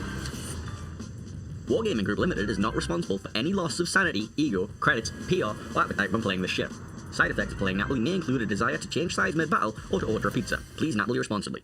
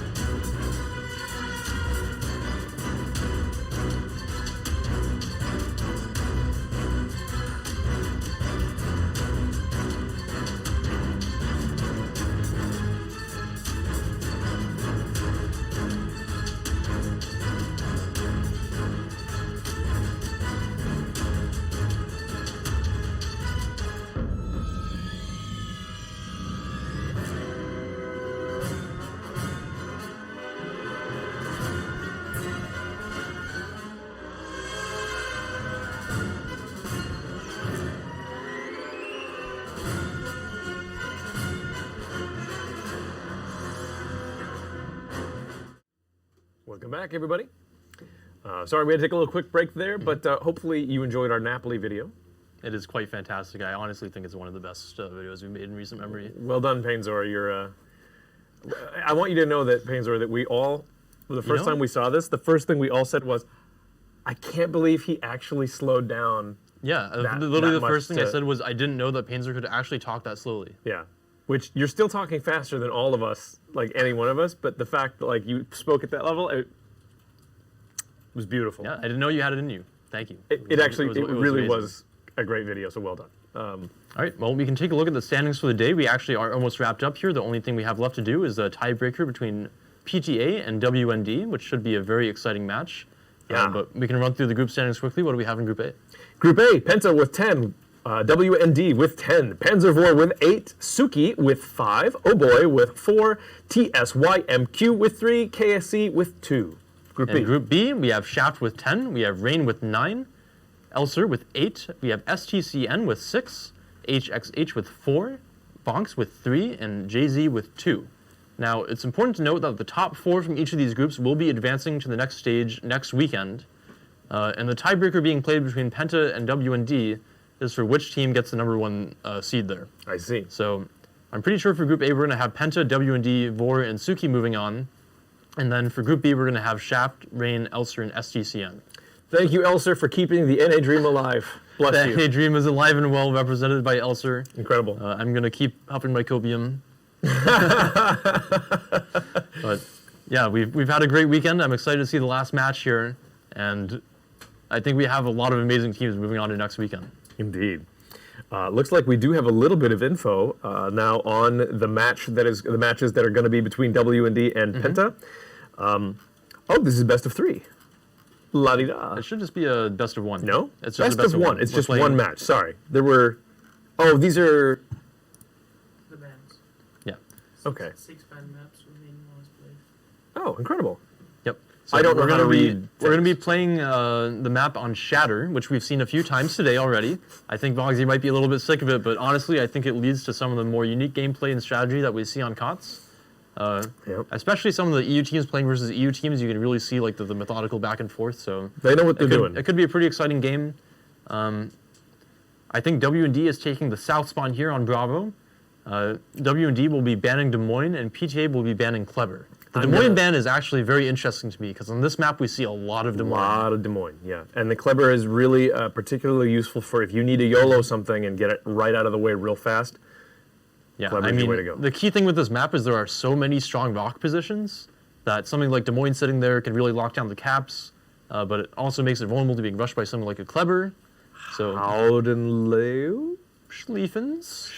I'm not sure if we'll see a Howden. It seems like teams have mostly abandoned the pick now. Maybe the bomb is just not quite reliable enough for getting damage onto those rock positions. I think it's better to have advanced penetration angles on your AP. Yeah. Generally speaking, it's better. I suspect we might see Salem's taking the place of the DMs. Yeah, I'm pretty sure that the 8.5 kilometer Salem radar will still be able to cover the cap in B. That is north, sir. We There's want 1 second moment. we want the devil's squinty eye, which is Shatter. Right? Yeah. Yeah. We demand it. We demand the warlord's washing machine. There it is. There it is. You're trying so hard to just not come out and say it. That was It's- pretty good. It's a little Warlord's amusing. washing machine. Because this is like a spin cycle, you know? Okay. All right. Well, with Gosh, the- you with- just With the Des Moines ban, we're not going to see these Des Moines holding down those channels. We're not going to see the smoke train on one line with it. This has been such a key pick for this map, I think, in every map that we've seen so far. Yeah. So it'll be interesting to see how teams adapt to that. I have a feeling we'll be seeing Brisbane's. Brisbane's, Haru's. I mean, Yeah. The thing with Brisbane, though, on this map is it's a little bit harder to make work effectively since there are islands. It's not really pure open water caps. So you can get surprised. It can be a little bit rough. But I have a feeling we'll probably still see some over towards the seaside, perhaps. Yep. But I'm curious what teams will bring to replace the Des Moines. well, so I was a big fan of when Rain brought a Preußen, but I don't know that that's necessarily the strongest option. I think the biggest thing that it brings is it brings that 30 millimeter overmatch Right. with the 457s. It brings essentially the ability to be uncitadelable. You can't really be citadeled in a Preußen, and it just brings an enormous amount of hit points. Yep. And Hit it's- points under armor. It's I also should say, important so. to note that Poison actually reloads as fast as Republic does. So that 30 millimeter overmatch on that reload is quite scary for cruisers. The accuracy is not the best, but it's good enough in most scenarios. And at close range, like you're often going to see on Shatter, Yeah. it's sort of mitigated. So I wouldn't be horribly surprised if we saw that, but I think we're going to see Kremlin, Ohio, St. Vin, something like along those lines, as those are really strong picks. And possibly Schlieffen. Yeah, So, I mean, we've seen the St. Vincent pick a couple of times already from PTA on this map, I believe. It is such a strong ship for this map. Close quarters fighting, the high accuracy, nuclear the torpedoes. Yeah. The super heal able to keep it alive in these situations where it's just sitting there taking punishment like we saw in the Rain Shaft games. Yep. So I wouldn't be surprised if teams use the pool 1 pick on the Vincent, but I also wouldn't be surprised to see Mosfas with the Des Moines ban. Do you think we're going to see WND is going to be on the south side? You said, right? Yes, that is Do correct. we see a one-line push from WND up the 1-2 line? We've seen everybody do that so far on Shatter. We have seen a lot of that. We have lot seen of it. teams choosing to play very heavily for the 1 line. Yeah. Kind of more going towards a weak side deployment on the C side. But I don't know. I think it's hard to say. I think it's mainly just because that's what you do if you want to control Thunderdome. If you want to control the eye in the middle, you have to push around the 1 line and you have to dig out whatever cruiser is sitting there. I guess it would be the 4 line on the 4-5 line Yeah. islands, because those are what control that cap. So Yeah, but the thing is, you have to push so far up to actually get that so angle. far. Because of the diagonal way that those islands block the lines of fire. You have to basically have to be in the spawn of the enemy. you have to push into the spawn of the enemy, which means you Yeah. really need to commit to the west side if you want to make that happen, which It's is true. what we've seen teams do. And I mean, it has worked. It's a long slog, and folks sort of just yell at each other over the fence on the 9-10 line. But every once in a while, you'll see a spicy play like that Schlieffen, literally swapping sides, deciding to back cap the center. That was extraordinary. I think that has to be my favorite play of the tournament so far. That was just so amazing. It's sort of like And saying, you're not going to take it. You know that's not something you like strat for. Like, you're not going to go into the game in your initial deployment and be like, our Schlieffen is going to their spawn. Right, yeah. It's something you see, okay, they have a weak side here, our Schlieffen can do this. It's calling Which an is- audible in the moment and going, this is an opportunity, we take it, and here's how we exploit it. Yeah, it's great spot judgment. Absolutely. Gosh, so the clever. I know that with a Marceau you can take at least the C cap very, very quickly, and you can sometimes get it before. But I don't. If you take a Marceau on this, you can't bring St. Vin, you can't bring Napoli, you can't bring Moskva, and all three of those are so useful on a map like this. Yeah, it is interesting to me that on Shatter especially, all 3 of those picks are super viable. The Vincent is so good, especially with the Des Moines ban. I can see a Massa for the extra radar control. Although I think Salem will probably end up filling that role for the teams here. Yeah. But I could see the Marceau too. I think it's a pretty powerful pick here. Yep. If you're looking for the fast destroyer with the Clever ban, it can do some serious work on A. It can get that C cap early potentially. I think it can be rough. I also think we might see some Ragnars. Could I interest you in a Delny? No. I don't. I got a laugh from Sarah. I don't want any of what Bogsy is selling me. Honestly, we've seen a lot of Delny. I think seen a lot of Delny. mostly from the SEA teams, a few from the Chinese teams as well. I'm still not convinced. I'm not convinced either. Sorry, guys. You're better than I am. I'll acknowledge that right out of the gate. But like, I just don't understand the Delny pick. I think to me, what it represents is a lot of flexibility, where Yeah. you have a fast destroyer, it can torp, it can gun, it can heal. But the problem is that when you're playing in a highly optimized competitive environment, you really need your ships to do one role very well, I think. right. And having something that's more of a jack of all trades that doesn't really do any one thing particularly well, but fills more of this generalist role where it's moving around the map and filling in, can really have you suffer against teams that are very highly optimized and have very meticulous strategies laid out. Yeah. And I think we have seen that get punished throughout the tournament so far. It's just not quite as agile as the Marceau or even the Kleber, which, I mean, we don't think of the Kleber as being agile, but it does have that insane speed boost that allows it to just juke back and forth. With the speed boost up, it has insane acceleration, which allows for a lot of juking. That's how you mitigate damage. And it's also important to note that they are actually a pretty significant margin faster than Delny and Khabarovs. Yeah. I think the French destroyers get up to about 55 knots. You'll mostly see the Russian destroyers sitting around 45, 46. Now, stop me if I'm wrong, but the Delny does have those 50mm plates on the side, right? It does, but they are pretty small compared to what Khabarovs has. Yeah. And it also doesn't have the 25mm deck that the Kaba has. And that's a So- huge difference. Yes, it will be more vulnerable to destroyer fire. Again, the 50mm section isn't that large, so it's actually still pretty vulnerable to taking HE damage. Yeah. But it does have a fair HP pool. It does have the heal. Allows it to take some punishment. But For when you're playing it clever, you basically have that built in with the Yeah, saturation. you have it built in. For those of you questioning the Delny pick, like, we agree. It's a questionable pick. But there's something to, like, you should understand why it is, like, it is viable. Part of the reason is because with those 50mm plates on the side, even though they don't extend over the deck, as Gaishu was pointing out, and they're not quite as big as the 50mm plates on, like, the Chaba, for example, 50mm will shatter any cruiser HE except for, like, Goliath and Hindenburg. Yeah. I mean, Or Marseille. Marseille pens more, right? Yes. Marseille has 330mm caliber guns, so it will naturally pen the 50mm. Yeah. But like Des Moines, Moskva, those will not pen if they actually splat HE into those 50mm plates. And unlike Khabarovsk, Delny actually is reasonably maneuverable, so it can do a little bit more juking. It is. It's like a super Tashkent, basically. Yeah. So again, it's a versatile pick. You can do a lot of different things with it. It can certainly fill a role. I will say that we've watched Elster play a few games where they have brought a Khabarovsk or even a Delny, and what I've seen them do with it is actually play it on a very wide angle to try to spot ships behind smoke. Yeah, and that's pretty sweet, actually. Yeah, I like that. Where you have a tanky destroyer pick that can kind of open up that wide angle and try to see behind the smoke if that's something that you're pushing. Yeah. Giving you the vision on that ship can be very important. And you've got the ballistics to actually land shells if you want to engage and open up and support with it. But that's a good example of a very specific use case where you have something very particular in mind for what you want to do with the ship, and it actually can fill that role very well. I mean, and if you want a DD Wolfpack and you don't have Clevers, technically Delny can work as well, just because they do have long ballistics, which means you can play at range. They are quick. They're just not quite as quick or with the burst damage that something. Yeah, they really lack the damage output, and I think there is a reason why we haven't seen Delny's Delny Wolfpack. Delny Wolfpack, or like most teams bringing more than one Delny. They are ready for the last two matches. Last match. Oh my goodness. Last one match of KOTS Internationals Weekend 1. I'm excited. Are you excited? I'm very excited. We're both excited. I think we're actually going to have a pretty exciting game here. Both these teams are extraordinarily strong. We have seen WMD already take a game off of Penta, so it is possible. The giant can be slain. Indeed. Well, are we doing the map intro? We're doing the map intro. Take it away for the Devil's Donut Hole.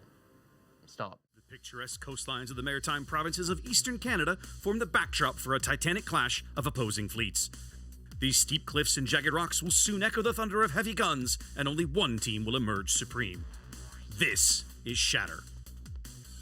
Shatter is a 48 by 48 kilometer domination-style map with 3 cap points running in a line from west to east. In this new configuration, Cap Alpha on the left is arguably the safest for destroyers.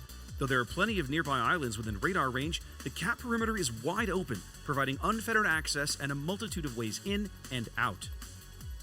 This directly contrasts with Capture Point Bravo in the center, which is more claustrophobic and has only a handful of entrances and exits. Ships caught out here typically fall under tremendous focus fire from both map edges. On the right, control of the new Charlie Cap is likely to depend heavily on commanding the island on the western edge. Expect teams to deploy ships both south of this island and to the 9-10 line on the extreme eastern edge as they vie for dominance. 18 ships, 2 teams, 1 victor. It's time to play Shatter.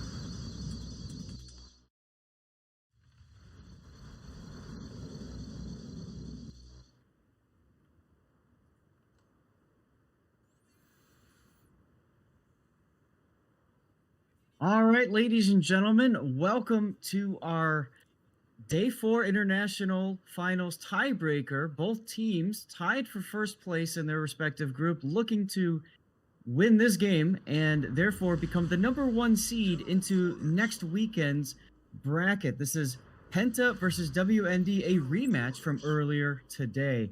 Raptor, can you tell us about the Penta lineup, sir? Let's have a quick peek at what Penta's got. Spawn into the green here on the top end of the map. We've gone full German for the battleship picks. I don't think we've seen this in the event. Almost every team we've seen up to this point has taken at least one American battleship. At least it's felt. We've seen in Ohio and or in Vermont in just about every game. But Penta here opting for Angelstone's Poison with a full secondary build, married to gun reload there in slot 6. Not leaning so hard into the secondary build that they're ignoring the main battery. That's in contrast to Snackman's Schlieffen, who has leaned heavily into that battery. IFHE, full secondary spec, secondary range, and secondary module in slot 6. Be curious to see where they position these two ships.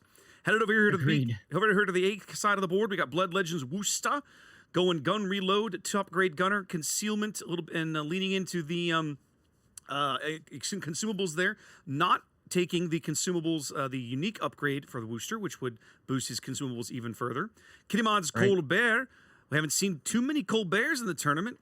Gun reload, double rudder, top grade gunner, IFHE, concealment, and adrenaline rush. With double rudder, you almost have to wonder if he's going to be doing a lot of open water gunboating, Zath. We'll have to see how that plays out.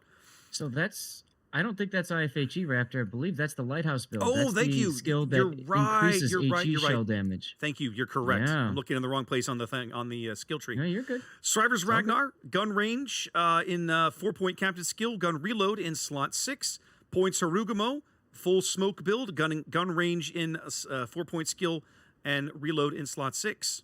On the other side of the board, John the Ruthless is Brisbane, leaning into the torpedo build there, going torpedo damage, and I think torpedo speed for a couple of those skills, along with gun reload and radar duration. Viles Harugumo also sticking with the smoke build, very similar to what we saw on the other side of the map. Have to presume that he and the Brisbane will be best buddies. And then you have the Marceau here, that's bots all day, also looking at range and reload. What is W&D coming with, Saf? Well, W&D is about to make contact at CCAP with a large force. We've got a 420 Blaze at Harugumo, ferries in a Daring that's spec for pretty much just jack of all trades. No Name is in the Brizzy behind them with torpedoes and whatever. Basie has his own Preußen. He's bringing with him pretty much the same build that we just looked at over on Penta side. Mosfa Dino bringing a reload Mosfa instead of unique upgrade. Otherwise, it's a survivability. Even has the captain with this enhanced survivability expert. In the middle, we've got Elbard's Daring already putting up a smoke for Mike's Worcester of their own. Now, he is using the unique upgrade that provides one additional of each consumable. And if I remember correctly, also reduces the reload time in between consumables. So you can just mashy more rapidly. To round out their lineup for WND, they've got an Ohio that's kind of going off for I guess he's just going for a ride someplace. He's got a survivability build, including damage control mod in the slot 1. In front of him is a solo Ragnar, who is guns build. And yeah, this is interesting. So first time seeing the Southern spawn put the beef over at the C cap instead of the A cap. Yeah, we're not used to seeing this as Aelbard's Daring takes a solid hit from Angel Stone's. Oh, bang battery. But good Lord, Angel takes one in return. That has to have been the Ohio. That has to have been the Ohio. Big 30K. A good broadside there. Yeah, big 35K salvo there into Angel Stone's Poison. Oh, my goodness. Oh, that was Vile. Yeah, takes a torpedo. Yep, takes an early torpedo here. As John's Hydro coming on in. Radar. Yep, they've got him radar. They know he's in trouble. All kinds of shells falling in on Vile. Going to edge out of that radar range. They can spot John in there as well. They're going to get him. Oh, he goes down. Wow, big kill from W&D there right away. Just as early contact starting to be made. Sort of, I won't call it unexpected, but I mean, W&D has a lot of force on this side of the map, so they caught him out and took advantage of it. If you're Penta, this is unexpected, right? All day we've seen that push up the one line. Yeah. Not this time. Not this time. Not this time. Well, some big early hits here. For the moment, W&D trading better, up about 100,000 hit points as we cross 5 minutes in. Nobody's got a cap fully in their control yet. Well, I say that. I mean, Penta had grabbed the C cap on the back of Bots' Marceau, but they're losing control of it now. Little bit of a fight going on now. Points Harugumo taking some damage as the Ragnar for WND is trying to get away. He should be able to manage it. He'll be fine. Here comes a shot on Blood Legend. Nothing doing there from that Ohio. Now, should be Dino noted. takes torpedoes. Yeah, I was going to say, as John's Brisbane backed off, he fired a whole bunch of torpedoes downrange and that general direction, and they were spotted. Ferry's Hydro has been up the whole time. Dino unable to avoid them all for whatever reason. Took at least 2 or 3. Sometimes it's difficult because you're told to do something or you're planning on doing something. Torpedoes get in the way, so you have to make that split decision. You remember when I said Do the I do the Ragnar was thing or going to get not? away? Yeah, I'm not Nope. sure what happened there. I'm not sure. Chased down. I guess he was caught out, couldn't get out of range or whatever. But Had to be gun bloom because I don't think Could- the radar was used. No. could be Penta pushing hard down the 1-2 line with 2 destroyers and a light cruiser. Blood Legend managing to thread the needle and dodge most of that Ohio fire, as Kalos Ohio getting just farmed mercilessly by 3 different ships. Now, if you're WND, and I already see it, you can see the daring. Elbart is moving southward to Yep. intercept. He's going to smoke and get that Wooster covered. But the Wooster just got himself detected by Kinemod's Colbert, who's now backing into BCAP. Indeed. Woosta swapping to AP right there. Kenny getting hit pretty Good solidly. choice.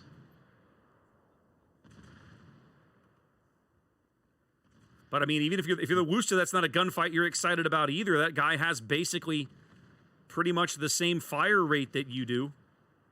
Yeah, I'm looking over at Dino to see if his Mosfa guns are turning to target Kinemod. There they go. Kenny, So now it's a 2v1. Kenny actually out trading the Wooster a bit right here. I think Mix is going to have to call it and pull out of Well, here, but the he's not biggest doing problem- it. The Schlieffen. The bigger Snackman is problem right the there. Schlieffen. Yeah, I mean, they know it. Mix's Now hydro's they up. know it. Well, Now they know it. his hydro's up, but I think Mix is likely to get caught here. He's going to turn and try to weather as much of this fire as he can, but it's I not don't like the turn. shouldn't be enough. I don't like this turn at all. Yeah, that was a Citadel'd bad him, turn. Citadel'd him right through the flat part of the stern. Which is why he shouldn't have turned, because there was too much ship for those shells to explode in that Citadel. Angel Stone goes down in the Preußen. Now, where was he? Oh, over here. Goodness. Yeah, he was to the left of Phasey's current Preußen. But going back again to that Wooster, he should have sat broadside because those shells probably would have overpenned the Citadel on both sides. Could have survived that, potentially. Possibly.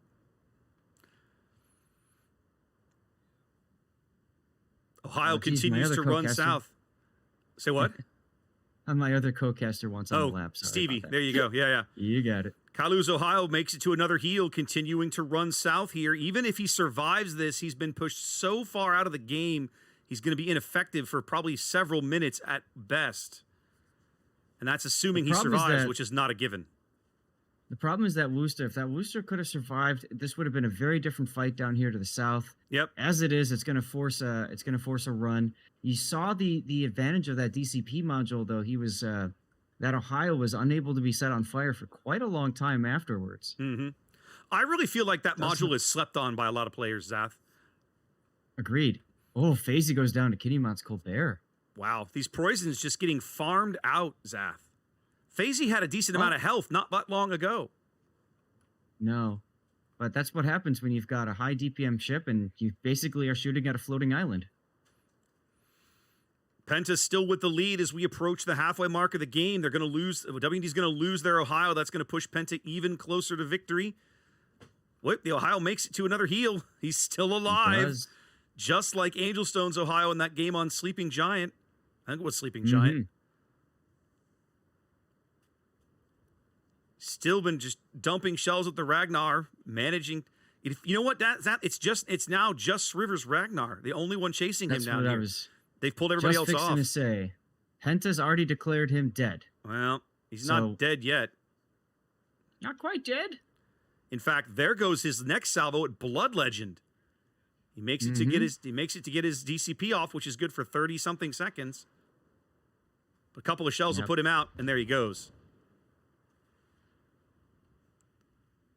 Yeah, Blood he Legend- does do some more damage to Blood Legend, but Blood- it's not catastrophic. Blood Legend does take a good hit or two right there. Trying to put out Dino's Moskva on double fires as he runs from the Woosta Into the island. right into the island. T-bones it hardcore. He'll be dead in moments. Can he take the Woosta with him? They are going to manage to bag him. I think so. Yep. So again, it remains a 2-ship lead for Penta. 9 minutes to play here in this tiebreak game, looking to find out who's going to be the top seed out of this particular group. tell you what, it's definitely looking like it's going to end up being Penta here. It does look that way. It's not over yet, but I mean, I'm No. not sure. I just don't know how WD gets back into this game. They've lost both their Oh, it's battleships, and they're down to a light cruiser and a bunch of destroyers. All you gotta do is kill the full health Schlieffen. That's all. Yeah, just casually kill the full health Schlieffen in the middle of the board. No problem. I'm sure that Snackman will be fine. Just look how many shells. Eobard pops his smoke here, trying desperately to help kill Snackman's Schlieffen. Those are single fire torps coming in. But Points Harugumo is doing that French radar trick, finding him. Oh, actually, and there's the real radar from the Ragnar. I say Eobard's going to be in trouble in a minute because he's getting pushed from the north by the 6-kilometer hydro, and he's got a Ragnar radar crawling up his stern. So Snackman's secondary should start in on him momentarily. And there they go. Yep. That's not a comfortable place to be as a daring, and, well, yeah. Yeah, there he goes. That does allow Ferry to step onto the B cap for all the good it's going to do. No Name's Brisbane is in trouble now as well. You know, Just getting hammered here. Zaf, this entire game feels like both teams just looked at it and went, all right, what do we have with the maximum rate of fire? Let's just take Yes. that. You've got Harugamos, you've got Colberts, you've got Woostas, you've got secondary battleships. It's just how many shells can we fire and how quickly can we fire them? That's right. Well, No Name goes out right here.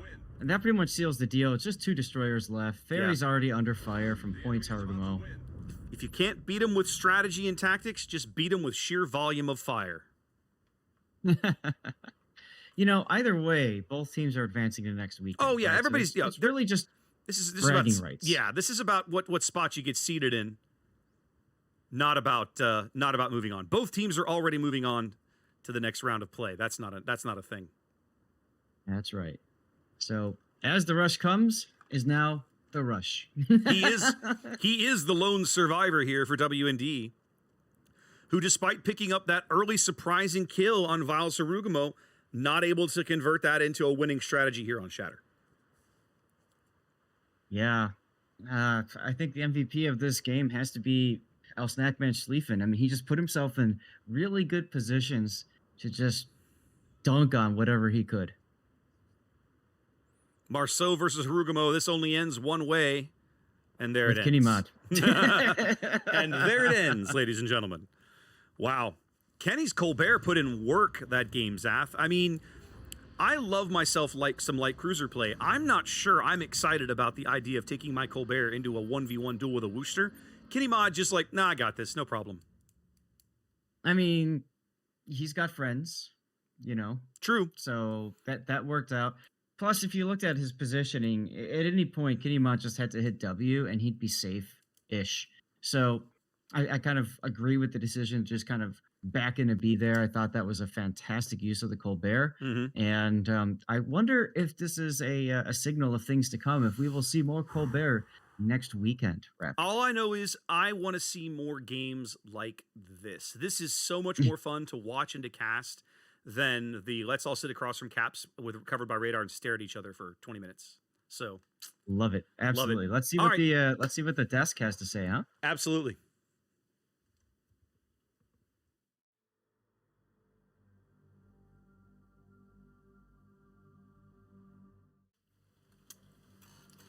I'm not gonna lie, that sort of felt like, you know how sometimes in tournaments like King of the Sea, sometimes the casters and the volunteers and maybe even community contributors will go out and they'll play like a fun match. That was a little bit of a fiesta, yeah. Felt like a little bit of a party. I mean, we saw some pretty fun picks like a Colbert. Colbert is a fun pick. Yeah. Double Woosters. Preußen is a fun pick. Yeah. I mean, some fun builds. Sleeve an absolutely full secondary build. Yeah, full secondary Even with build this Lot Sleeve. 6 mod, it was actually quite exciting to see. I think it's worth pointing out that both Penta and W&D went into that match knowing that they both are progressing anyway. It doesn't really matter. It kind of matters. It affects their standings for the day tomorrow. So, not tomorrow, sorry, next weekend. It does a bit, you're right. But neither team was at any risk of not progressing. So I mean, it kind of started out a little rough for Penta there. it did. Vial took Well, You kind of gobble the torpedo right up. gobble the torpedo like a turkey. So, kudos to him. I want to point out that Penta is really good at just like coming back from throwing a ship away and being like, you thought you were going to win, but really we were going to win the whole time. They seem to be very good at that. I mean, they just have a really good sense for what kind of opportunities they can take in a map. Yep. And that means even if you lose a ship, you don't immediately go next. You don't say, oh, we lost, and just give up. You look for the plays that you can make and keep playing the game. Yeah. And Penta lost the first ship, usually pretty crippling in a competitive game, but they had an insane west push. Indeed. They picked up basically all the ships there for almost free. Stackman's Schlieffen running through the middle of the map. Yep. The Colbert trading face-to-face with the Worcester and coming out on top. Very fun to watch Blood Legends Colbert go toe-to-toe with... Who was the Worcester? Kenny Mod. Kenny Mod was in the Colbert. Oh, I thought Blood Legends was in the Colbert. Okay. Kenny Mod's Colbert going head-to-head with... who was the Worcester on W&D's side? I can't remember. I'm sorry. I'm a so bad sorry. man. I have goldfish memory. It's unlucky. Yeah, it is unlucky. That's fine. But yeah, I mean, like our caster said, so much DPM in that game. Lots and lots of DPM. It's light cruisers, Harugumos, everything that shoots. If it's all right with you all, I think we're not going to wait for the render on this one. It was a fast and furious match. We're at the end of the day. Why don't we take a look at where all the teams finished? Yeah, let's take a look at the standings. Anytime! We've got our producer off guard. He had no idea this was coming. We should just freeze and pretend like the... We already have the next week's stuff. Oh, we do? Okay. All right, fine. Well, Yeah. So this is basically the result of this weekend of play is what we're going to see on screen here. can you get your note off the screen so we can see it? It's okay. We only need to see the round one. You can't see it, but... So essentially what we're going to have next week is Penta playing Rain. Should be a pretty exciting matchup. This is, again, a repeat of, I believe, the EU Regionals. The winners bracket finals were Rain versus Penta. And the grand finals were Rain versus Penta. And now it's going to be Penta versus Rain again. So Rain is going to have a chance, once again, to try to knock Penta out. We're going to have Shaft versus W&D. Again, two very strong teams. So this is an all-EU bracket. Yep. So only EU can win. On the bottom, we're going to have Vor versus STCN, two SEA teams. And we're going to have Elser versus Tsuki, NA versus SEA. So kind of interesting how the brackets ended up developing into EU on top, and then SEA and NA on the bottom. All three Because SEA the bottom teams moved on. Yeah, so I mean, How about that? should be interesting. Well, very much looking forward to it. I'm really excited to see Elser versus Tsutsuki. Sorry, just Tsuki. As well as Vor versus STCN.